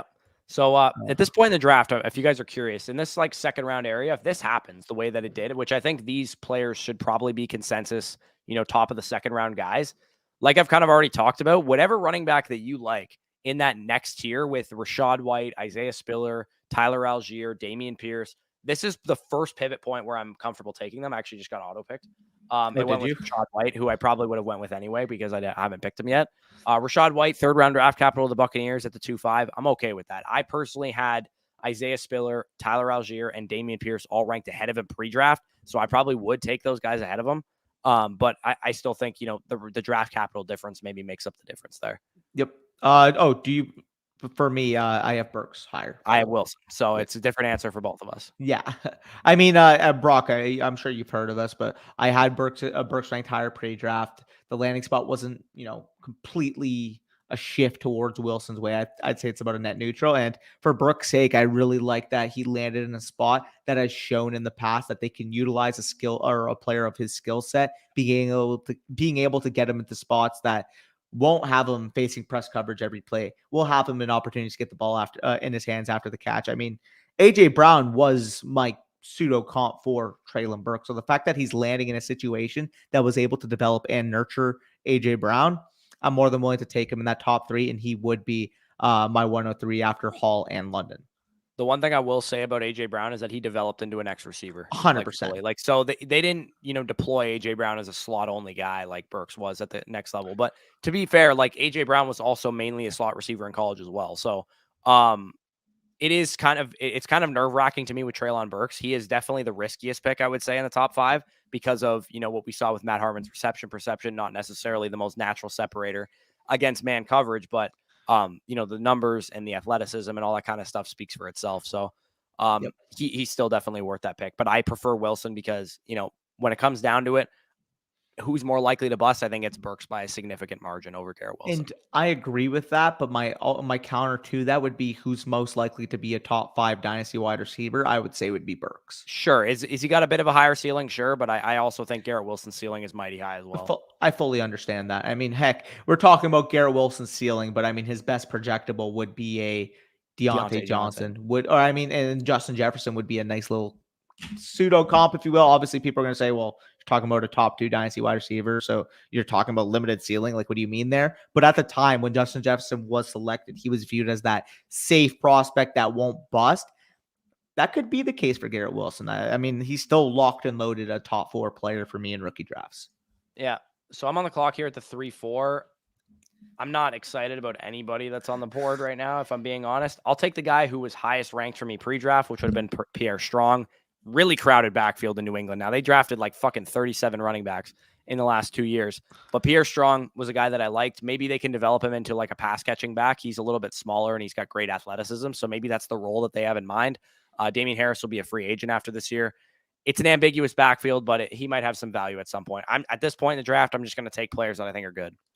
Yeah, Brock, that's a good call. Him shedding himself of Marcus Brown. The one pushback I will have, though, is that by all accounts, what we saw in this draft cycle, it does look like the Ravens are gearing back to their 2020 style of offense. Obviously, in 2021, we saw that passing volume increase. Every indicator that was out of necessity because their running backs were hurt and, all that kind of stuff is what. And again, we kind of called that, right? We were on the Ravens passing volume going up, especially after the running backs got hurt with all the moves that they made. But at the same time, I mean, the moves that they've made now, trading away their most productive wide receiver, both of their running backs coming back from injury. They were snooping around Melvin Gordon as well. Like, it looks like they might be getting back towards that, leading the NFL in rush attempts type of territory. Absolutely. I own Brees or the 101 in every league. Also own Carter. What do you think will be the split between the 270-30? I'll be honest, man. Carter. We honestly are not going to know that until training camp. And I'll just quickly say, I'll be honest. I think Carter would be lucky to get 30%. Yeah. And I also, think it's more of a Nyheim Hines. From a dynasty perspective, I really don't give a fucking shit, honestly, like what the split is. I just know that Brees was higher selected. They didn't have to draft Brees Hall. There was no reason for them to draft Brees Hall. Traded up for him. They traded up for him. He was a better prospect by a wide margin. He has a workhorse volume role. He's way bigger to handle that kind of workload. Yep. If at the bare minimum, Brees Hall's the ball carrier and Carter's the pass catching back, I still think you're going to be happy year 1 with that investment. I think come year 2 of Brees Hall's career, he'll be more so in that 60-70% opportunity range. If the worst case scenario happens and it's a 50-50 split, his rookie season. Kyle's Money, what's up, fellow sickos? Browns fans, super pumped on the Bell pick. Big facts. I was also very pumped with it as well. What would you guys do with Zeke, 1 quarterback league? I mean, if you can get any kind of first round capital for Zeke Elliott, I'm doing it. Yeah, no, I agree. I would trade him for a wide receiver if you can't get first round draft capital, because whatever running back that is similarly valued to Zeke in the eyes of your league mates is probably not a running back you want to invest in either. Was offered CMC and Damon Harris for 103 with Hollow and Walker off the board. So basically, yeah, no, take CMC over London. As much as I love London, if you are competing, as you say, I can compete this year with my wide receiver core. If you can compete, give me CMC over London. Yeah, I'm for assuming sure. you If agree. you're in a competing window, CMC is going to make a big difference. Yeah. Tyler Algier drafted in the 5th. Where should I target him in a 1 quarterback rookie draft? Mid-second. Yeah, I mean, that's a good spot, about a mid-second, I would say. Manny says, just got offered 3 2023 firsts for Justin Jefferson. Would you pull the trigger? That's about a fair valuation. Now, if I have Jefferson, would I pull the trigger is probably a different question. I think the offer's fair, like Danny said. Yeah. I don't think that's an outrageous offer. And if you can guarantee me one or more of those is going to be early to mid, then I think it's definitely a fair offer. But the question is that enough for you to move off of Justin Jefferson? Are you competing right now? Do you need Justin Jefferson? Are you rebuilding and looking to tear it down and Justin Jefferson's your only viable asset? It's really all going to depend on situation. If you have no other assets that are worth noting and Justin Jefferson's your only guy for a rebuild, I'm okay making that trade. Correct. But again, if you're a contender and you realistically can say, well, Justin Jefferson's more valuable to my team, not to or mention, you just love Justin Jefferson because he is an incredible asset to have on your team. It feels very good having him. It really all comes down to that. I think it's a fair offer, though. Sorry, I'm just going to skip for 1 second. I just read Henry's comment at the bottom. Thanks, boys, for the CMC. He just traded CMC for James Cook, that guy in his league. The guy took James Cook 103. I just took James Cook with my 103. Outrageous. So if anybody's new around here, never played in the Dynasty League, we do not overvalue landing spots around here. It is the biggest mistake that you can make in Dynasty Leagues. And maybe we'll even make that sounds like a good video idea as well. Biggest mistakes that people make in rookie drafts could be something that we talk about this week. I love that idea. And the biggest mistake that you can make in rookie drafts is letting post-draft landing spot evaluations dictate where you're going to go with that pick. It should be mainly pre-draft and draft capital related. So yes, landing spot and situation matters to some extent, but it should only matter within a tier number 1. And like we said, pre-draft, that running back tier with James Cook and Algier and Dameon Pierce, they were all up in a hat. It didn't matter. So yes, James Cook is my RB3 as of now, but just because he's my RB3 doesn't mean I'm going to take him 103. Like he'll be, 112, 201 at best. Yep, for sure. I just quickly wanted to flash all of you following us or following the stream right now. Once we're off stream, if you guys have questions on your rookie drafts, feel free to reach out to either of us. Follow me on DannyFootball59 on Twitter, at FootballStock for Corey. Just wanted to show you guys if you had those questions. Our DMs are always open, so feel free to send those through. But either way, I'm going to take the banner down. We'll answer some more questions, and then we will, one more rookie draft, and then we'll head out of here? If you have time. My nephew is crying like crazy. I probably need to help my mom out a little bit. So no worries. So we'll get through some questions. Probably ended about the 130 mark. Yeah, I'd say let's finish out these questions, then we'll head off of here. Plus, we also want some people to go back and watch this later on in time too. We don't want to make it 2 hours long. So again, appreciate you guys joining us. We've had consistently over 100 people in here for the most part. Yeah. So we definitely appreciate that too. If you guys ever have any video ideas too, stuff that you want to see, like Danny said, reach out to us on Twitter or whatever the case is. Leave it down in the comments, and we'll definitely I've done more than 5 videos at least that you guys have suggested. Yep. No, exactly. You guys are feeding some ideas, and as you guys know, I mean, we love taking your guys' advice. We love taking your guys' creativity and trying to create some actionable advice for you guys. So yeah, keep letting people fade London. It helps us. Yeah, no, literally though. I mean, we must fade the guy that runs slow, even though he's landing. Didn't even run. We don't even know how fast he was going to run. That is expected to run slow because he's landing into a spot with 140 plus targets that he can command right off the bat. No, genius idea, by the way, for Drake London. I wouldn't have ran either if I was Drake London. Why would how does it benefit me? Like I was going to be a top 10. I'm an 8th overall pick because I didn't run. If I ran and I ran slow, maybe I slide to 20. Like that's the difference there. What's the point of running? Yep. No, it's Devontae Smith and Jalen Waddle did the same thing last year. They're like, why the hell would I run? Yeah. I have the 101, 102, 106. Am I crazy for not wanting? This is literally the opposite. Don't worry about who's on your roster. Take the best player on the board. And for 102, it is London, in my opinion. If you don't think it's London, then it's your team. Make your own mistakes. But and I will quickly say, I mean, I view Burks and Wilson in that tier with London. So if you prefer Burks straight up, no problem. But I just will say though, if London somehow makes it to that 106, do not overthink it. Do not take Olave over him. Do not take Jameson Williams over him. Do not take freaking Kenny Pickett over him. Go run up that card and take London. So I mean, if you want to go Hall Burks and hope London falls back to you, by all means, just don't take Olave over London if that was your situation at 106. Yeah, but 106 for Olave if the board goes as planned and you take Burks 102 because you prefer him, and London goes 103, Garrett Wilson goes 104, Kenneth Walker goes 105, and Olave is my 106, so I have no problems taking Olave at 106 either. So as a Colts fan, I'll pass on Alec Pierce. As a non-Colts fan, I will also pass on Alec Pierce. Depends on your team and your league. Yep, true. My home league, Master Bateman might need a new team with the Hollywood trade. Yeah, big facts. God. You have one of the few players that can get you 3 first-rounders. Is the timing right to get under? I don't look at Jefferson like that. Like, I don't want to say because you can get 3 first-rounders for a guy like Justin Jefferson, I'm going to pull the trigger because it's hard to hit on a piece like that. Like, having a guy that is guaranteed for the next 5 years, because you can't say that about a lot of players. He's going to get a $30 million per year extension from the Minnesota Vikings when his contract is up. And if he doesn't, he's going to get it from another team. I will say I get the understanding, and it's something I preach all the time. You want to capitalize on players at their peak value, but at the same time, I mean, Jefferson is one of those rare assets where even if he has like, a wide receiver 7 season next year, which is quote unquote disappointing, like this is still going to be a first round startup pick. This is still going to be an insulated top 2 overall dynasty wide receiver, regardless of what happens. So he's one of those few assets where the market value isn't going to change a whole lot. Yeah. And same goes for Chase, same goes for Pitts, same goes for, probably Jonathan Taylor as well. Same goes for all those elite quarterbacks. Yeah. Yeah. So maybe if a league has big buffs for deep receptions, then Pierce is worth it. I'm predicting 40 receptions, 600 yards, 4 touchdowns. Honestly, that'd be a half decent season out of Pierce. Yep. I don't think I even expect that. Pittman or Olave 2023 for I think we read that. With Alec Pierce in the mix, what you predict? I'm not even worried. I'm literally, if I did projections, which I don't, I wouldn't move my target projection at all for Michael Pittman Jr. I agree with you, Brock. Pittman will be wide receiver 2. I agree with that. Are Jalen Reagor and Quez Watkins droppable or worth trying to send away? I mean, if you can get any value for either of them, get a third for both those guys combined, I would take it. Even a 4th. Genuinely. They're not worth it for the most part. Manny. Okay, so what? Oh, so that's his team. So he's got Mahomes, Williams, Akers, Carter, Stevenson, Jefferson, A-Rob.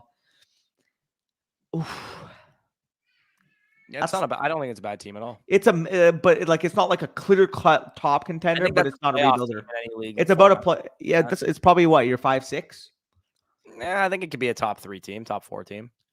If some things need to go right for you, obviously, but I think that's a pretty good situation to be in. You got good depth at wide receiver, some depth at running back, maybe not the best depth in the world, but I think that's a solid team. You got the best dynasty tight end, one of the best dynasty quarterbacks. You got a lot of, elite assets with Javonte Williams and Justin Jefferson too.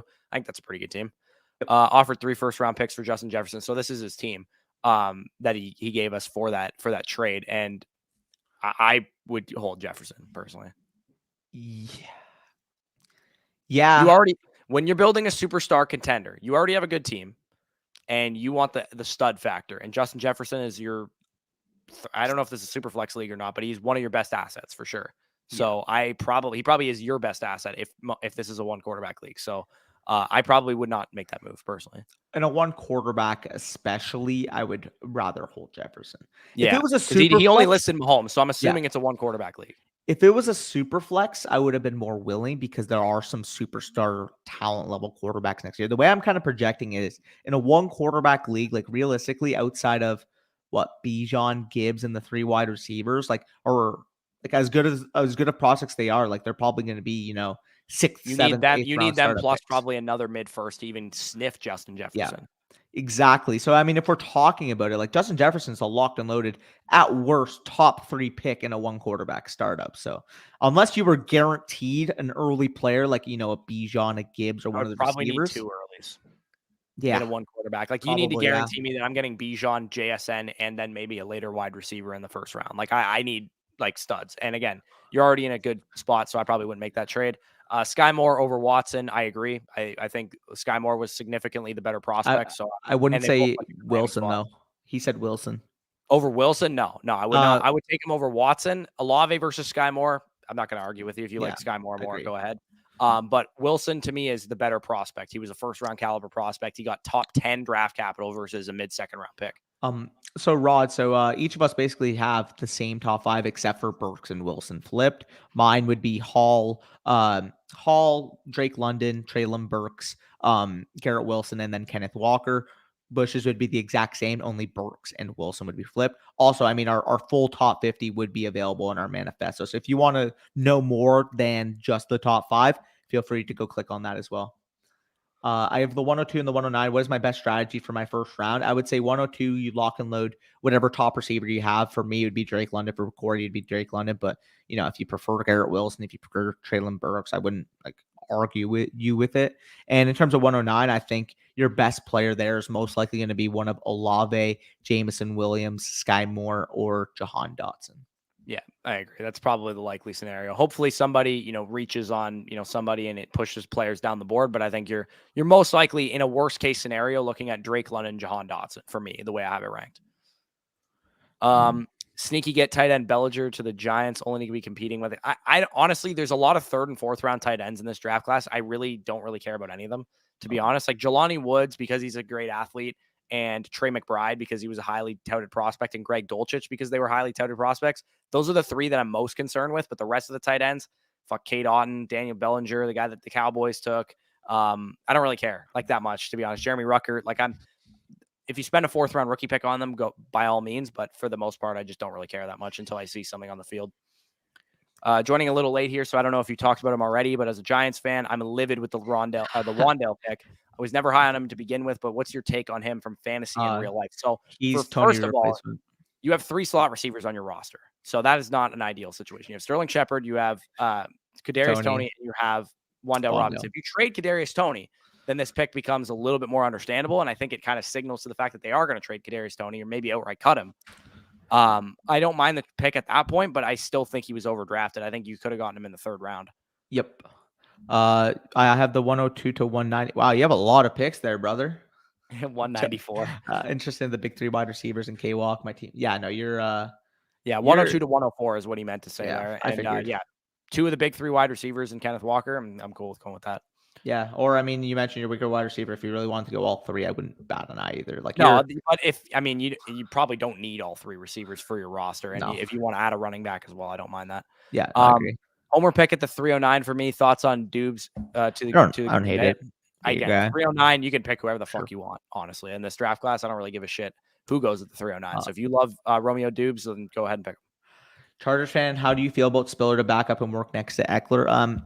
From a short-term perspective, I am a little curious because, I mean, realistically here, if he's there to replace Justin Jackson, Justin Jackson got less than 100 touches last year. I think people are going to get a little too excited about Spiller. Too giddy. Especially in redraft, too. They're going to be like, oh, he's going to have, he's the new Melvin Gordon.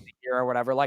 I don't think he's going to be all that involved. He's going to have, 100, 150 touches maybe on the season. It will definitely be a great handcuff to Austin Eckler, but I tend to think that he's going to get overvalued from what his workload's going to end up being.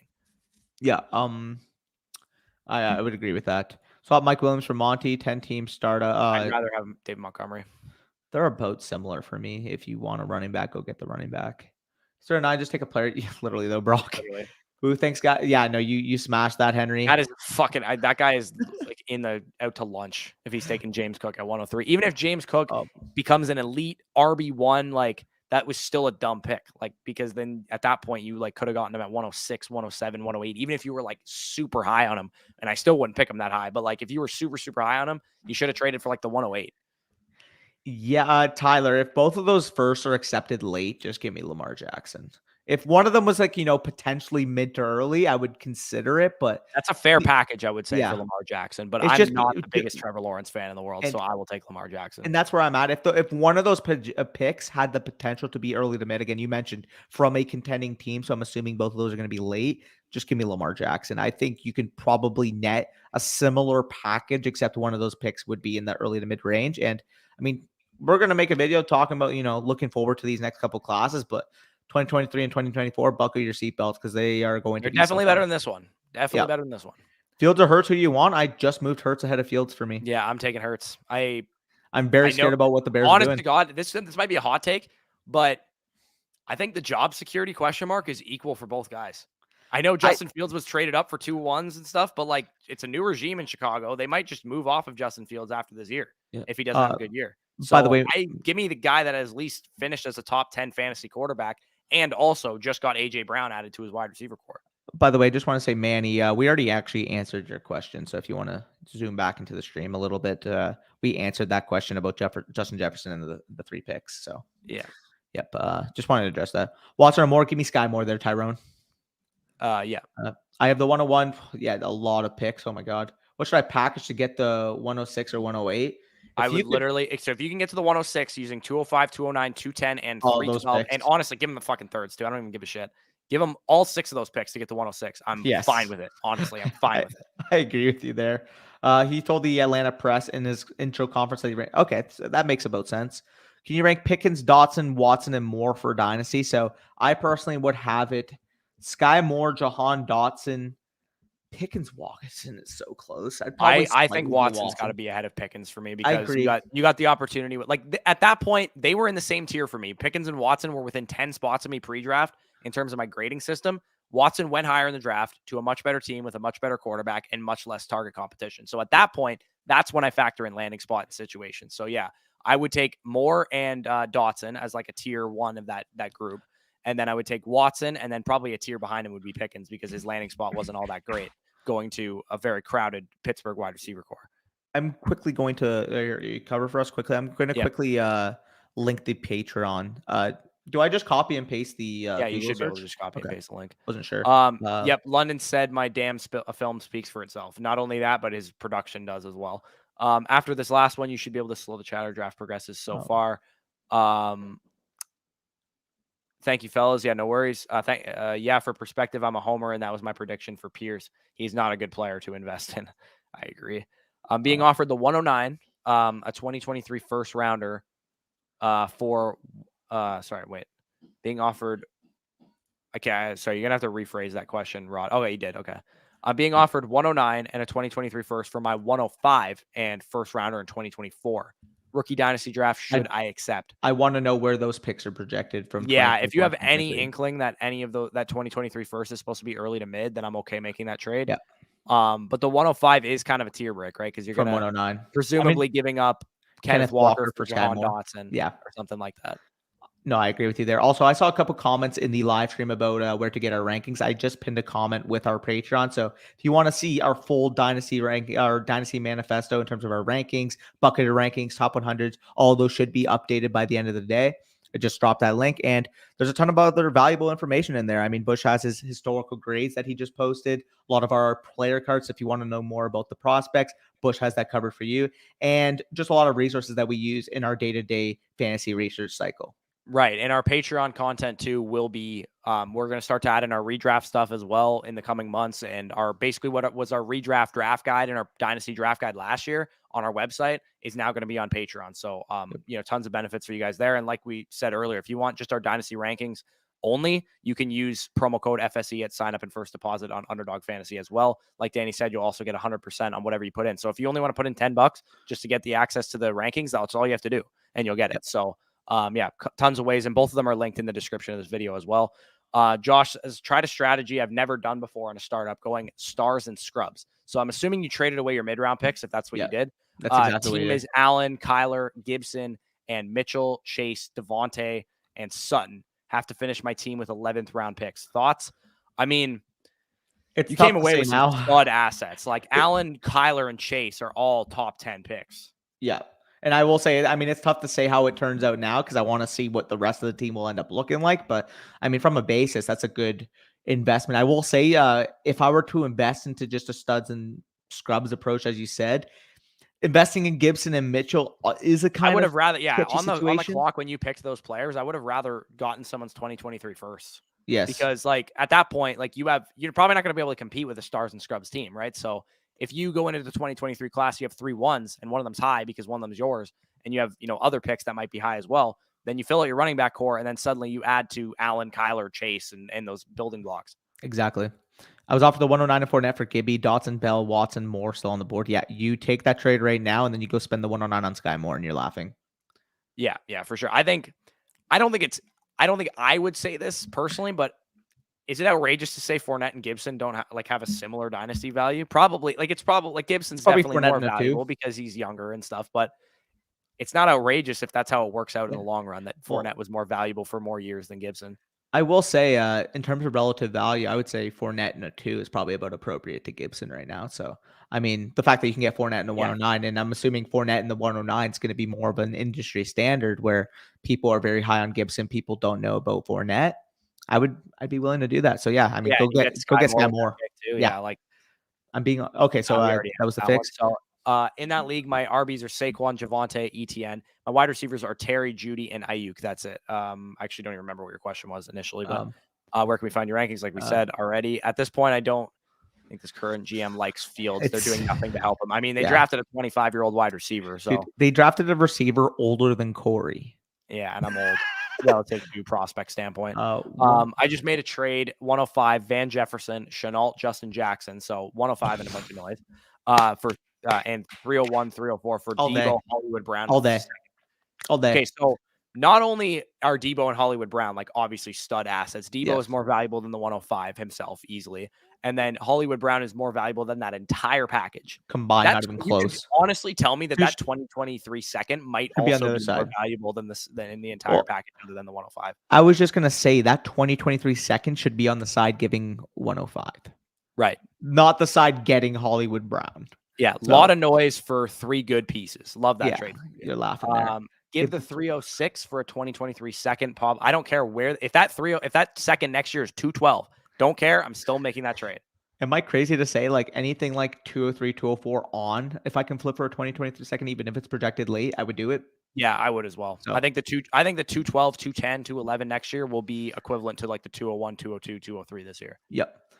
He had Trevor Lawrence and a Rams fan. Also sold on the idea of getting Walker at the 105. I think Walker at the 105 is about appropriate. Yep. He sold him on the idea of getting Walker at the 105. Good on you, man. That was a great deal.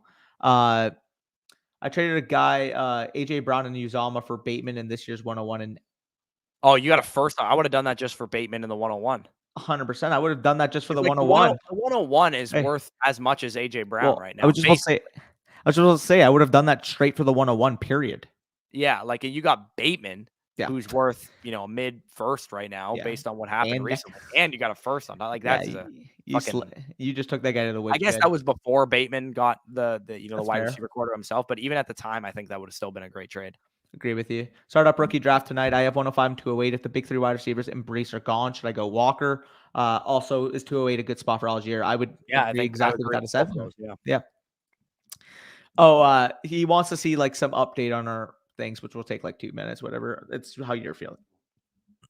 Update on what? Our rookie drafts, he asked.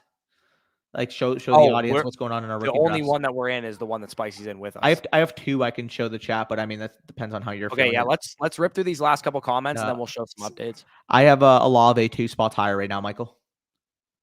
I have Olave 1 spot higher, but I have Olave higher. Favorite 4th round rookie sleeper minus Chandler. I don't mind that. I mean, I'd say mine's Keontae Ingram probably. Yeah, I like Ingram. Justin Ross, pending where some of those tight ends. I like some of those tight ends, those 3rd, 4th round tight ends. I mean, realistically, Cade Otton, Jake Ferguson, someone like that. A little bit of opportunity. I mean, you're spending a 4th round pick, and if they can turn into like Dalton Schultz, you're laughing. I will say too, Tyquan Thornton went in the 402 in this draft. I mean, he went top 50 in the NFL draft. So I'm cool. If he goes in the 4th round of rookie drafts, I'm cool taking the shot on him too. Yep. Oh, sorry. My question was what to do. Oh, so okay. This is his team. If you have Saquon, Etienne, and Javonte, just smash the wide receivers. Yeah, I would take all 3 wide receivers. Yeah. And honestly, too, after you take all 3 wide receivers, if you wanted to try and go out and get a stud, having a 6 deep wide receiver core, like you could package 2 of those guys and maybe go after, Jefferson or DK or somebody like that. And Shane, I fully understand what you mean because even if it is overrated, market it's value be miles better than this class. Yes, let's just put it that way. Even if this class is, we get to 2023 and we're like, hey, maybe this wasn't as good as we thought it was going to be. It's still miles better than this class. Traded 106 and 306 for 103 and 407. Yeah, like what if I only have to do a 1 round swap from the 3rd to 4th to go up and secure Mahomes, A+ move. I really like that, Dylan. I really like what you did there. Traded 106 and the 306 for the 103 and the 410. Okay.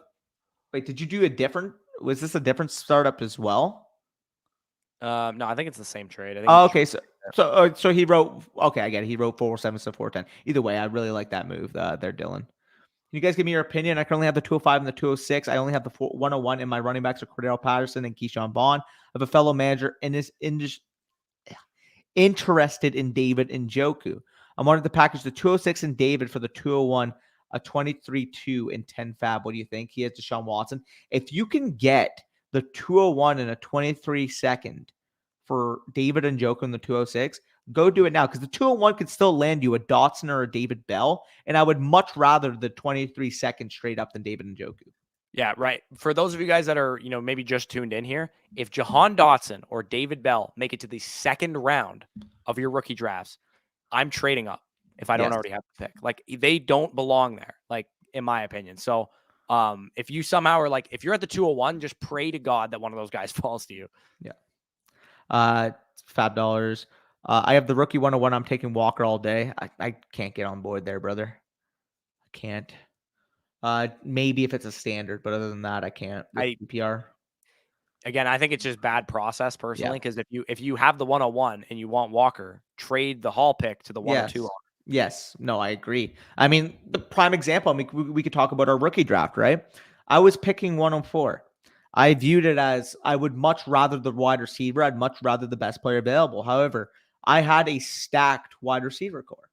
Flat, being a rebuilder, didn't want to take Kenneth Walker because that would kind of speed up his his rebuilding process. He would rather the guy in Garrett Wilson, who has the long-term value accumulation. So we actually made a deal. I was going to take Garrett Wilson at 104 regardless, because I stick to best player available always. Flet moved up, gave me his 2023 third. He took Garrett Wilson because it fits his team dynamic, and I took Kenneth Walker because I can view myself competing within the next 2 years. So that's the type of deal you can do. If you view, Breece Hall from a market value standpoint, let's say you have the 101 and you realistically actually prefer Walker over Hall, go out and see the person that values Hall 101, just like the market would basically widespread. If you can get, Kenneth Walker plus for Breece Hall, again, I wouldn't personally take Kenneth Walker anyway. Then if you're going to take Kenneth Walker anyways, and you can get, a second, or maybe even a late one this year, that's probably you might be able to get more than that if the person really wants Breece Hall and they don't know what your actual intentions are. Yep. No, exactly. So, I mean, if you can do that and still get the guy that you would have taken at 101, I mean, that's even more of a slam dunk on your part. And I get it. There's going to be a lot of people like, oh, if you're going to take him here anyways, like, just go get your guy. But I mean, we're playing a macro market game. We're not playing a micro player game. We want to get as much value as we possibly can. Just because we have a micro player take doesn't necessarily mean we should go completely against the market. Again, I say this a lot. We don't want to outsmart the market. We don't want to outsmart the market. We want to work the market. If the market is showing an inefficiency, we want to take advantage of it, not just completely outsmart it.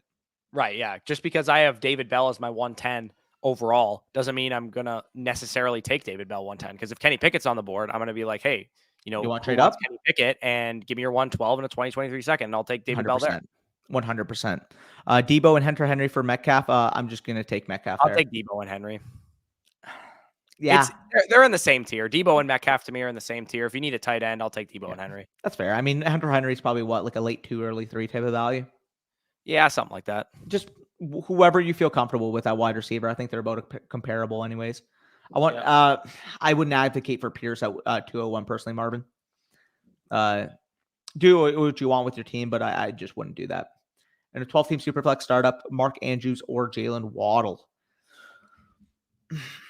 I'm assuming this is no tight end premium. Yeah, I would slightly prefer Waddle. That's a good. Oh, it is tight end premium. He mentioned premium. Yeah, it's Andrews then. Give me Andrews then. Yes, we both noticed it at the same time. It would not be wide receiver. I just don't want to get sniped. Yeah, he wants to secure his guy. Go get your Dameon Pierce. Yeah. Again, is it too early? A little bit, but am I gonna say you fucked up big time if you take Dameon Pierce 201? Not necessarily. I think that's probably fine.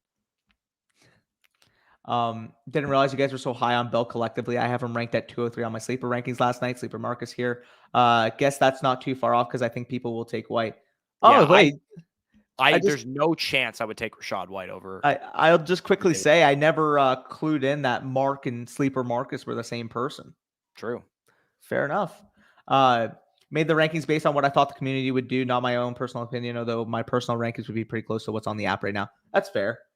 107 or 201 and 204 10-man league. Is that a rookie draft? Just give me the 107, honestly. Yeah, give me the 107 for sure. But All either right, way, so let's show what's happening in our leagues, and then we'll yep, hop out of here. We'll answer yep, some questions if you guys have any more on the way yep. out. But we do, maybe want to have people rewatch this, even though it's Um, fucking nearly 2 hours long. For sure. Wait, am I on the clock here? No, okay. It showed me on the clock for a second. But either way, this would be the rookie draft for our FSC listener league that we started up actually last off season. A lot of familiar faces, a lot of guys that you would have already seen in the live chat multiple times, either in the past or today. But Brees Hall, 101. I had the first overall pick. I mean, it was just a slam dunk to me, tier of his own for me personally. 102, we did see Traylon Burks go off the board. Now, this was initially actually Malik Willis. It was a misclick. So we just assumed, like, we've got to give him courtesy because I'm assuming you're not taking a third round quarterback second overall. So he realized, oh, shoot, I misclicked. I meant to take the other Titan. He's a big Titans fan. Got Traylon Burks there. 103, Drake London is my 102. Took him there. No complaints. And then at 104, I had back-to-back 103 and 104. That's kind of what I mentioned. I have a ton of wide receivers on this team. And again, I make advice here saying you don't want to make trades based off team needs.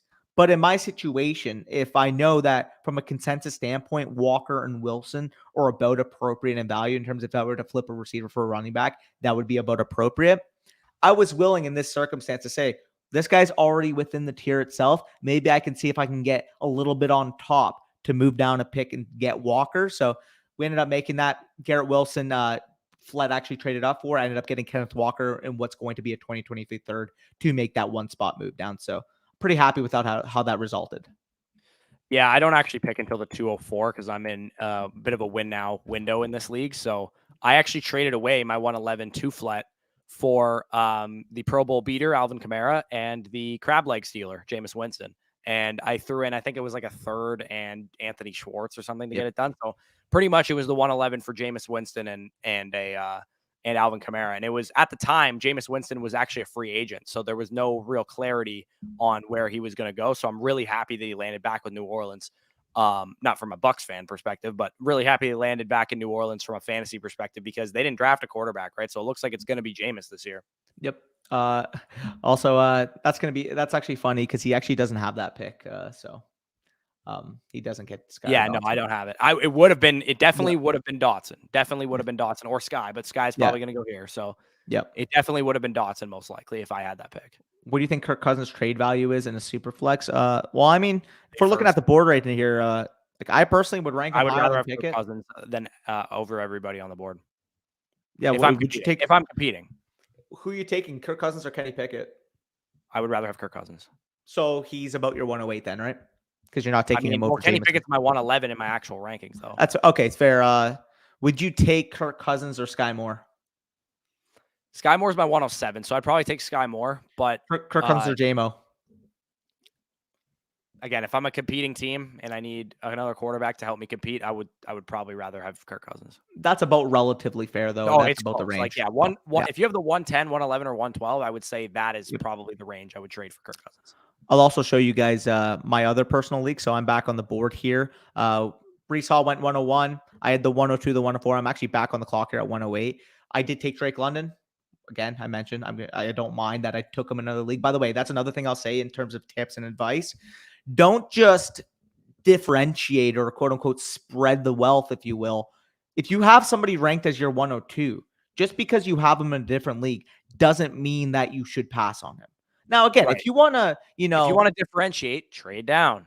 Yes, like genuinely, like Drake London's pretty solidly locked into my 102 at this point. So yeah, I'm going to take him here. And sure enough, the guy that I would have considered next to him, Traylon Burks, ended up making it to me at 104 anyway. So I'm happy with that. 108. I mean, I'm looking at the board here, my 106 on the board. I'm probably going to gauge what relative trade value you should get. But if I don't move down, I mean, step right up. I got my 6th overall player falling to me at the 108. So yeah, there's that. I believe all of my other leagues aren't currently drafting. So we'll keep you guys updated. Again, we're going to be streaming relatively often. I mean, we love it. We know you guys enjoy it. And I mean, heck, if you guys, 103 of you still concurrently watching here, nearly 2 hours in the stream, like we're all freaking degenerates here, baby. Let's go. Oh yeah, for sure. So yeah, during the week this week, we'll try and drop some videos going over sleepers, late round options. I'll probably drop that, somewhere late of the week. We'll also talk about our rookie rankings, running backs, wide receivers, and then we'll do QBs and tight ends in one video. Yep. And then we were also talking before this video, or before this live stream, we were talking about potentially doing draft strategy video, and we also talked about mistakes to avoid in your rookie draft. We might do like an all-encompassing, like, how to attack your rookie draft video, and talk about, if you're picking in this area, this is the tier break. If you're picking in that area, this is the tier break, etc. And mistakes to avoid type of thing. Yep. Amen. 105, phenomenal. Appreciate that, Marvin. Glad you enjoyed. Thank you guys. No problem. Wilson, Stafford, or Hurts and Superflex. I believe they're all back to back for me, but I believe I currently have it Hurts, Wilson, Stafford. But if you want to take Wilson due to security over Hurts, I wouldn't bat an eye. Yeah, I think I do have Wilson the highest out of those guys, but it's really very, close. very close. Like, if we're talking about it realistically, looking at my quarterback rankings, I have Hurts 10, Wilson 11, and Stafford 15, but like in the same tier. Yeah, for sure. So yeah, that's great. Appreciate it. Love it. Thanks for everything. Anytime there, P2. You guys were helpful. My league is drafting in 2 hours. Glad we were able to help, and hopefully you don't make any of the mistakes we mentioned in this live stream for the last 2 hours. Right, and you can always reach out to us too when you're on the clock if you're panicking or whatever too. Yeah, for sure. And Mark, we're happy to do it, man. AKA Sleeper Marcus. We're happy to give as much perspective as we possibly can. Obviously, one of our go-to apps in a lot of our dynasty leagues. I mean, you just saw how many leagues fucking Danny's are on it, and I'm literally not in any leagues that are not on Sleeper. 1, 2, 3, 4, 5, 6. I'm in 7 dynasty leagues on Sleeper right now. So I convinced my home league to ship our redraft league into Sleeper too. So I actually only had one fantasy football app on my phone last year, because before they were, let's use NFL.com. NFL.com. Oh my God, they're terrible. So yeah, I convinced them to switch over to Sleeper. All right. Last question from M. Stevens here. We got Jimmy G or 204. Give me the 204. Jimmy G's. Yeah. I mean, I don't really know what to do with him at this point in time, but if this was like if this was like Matt Ryan, I would probably just take the 204, because at least you get a starting quarterback. But I mean, because it's Jimmy G, because we don't know what's going on with him, like, I think his relative market value is not really close to the 204 right now. I'd probably move him more so as a back end too, in terms of current relative market value. Yeah, totally. Read through these last couple. Thank you guys. Found your page, and we'll be back for more. I appreciate that. And again, Wyatt, glad we were able to help.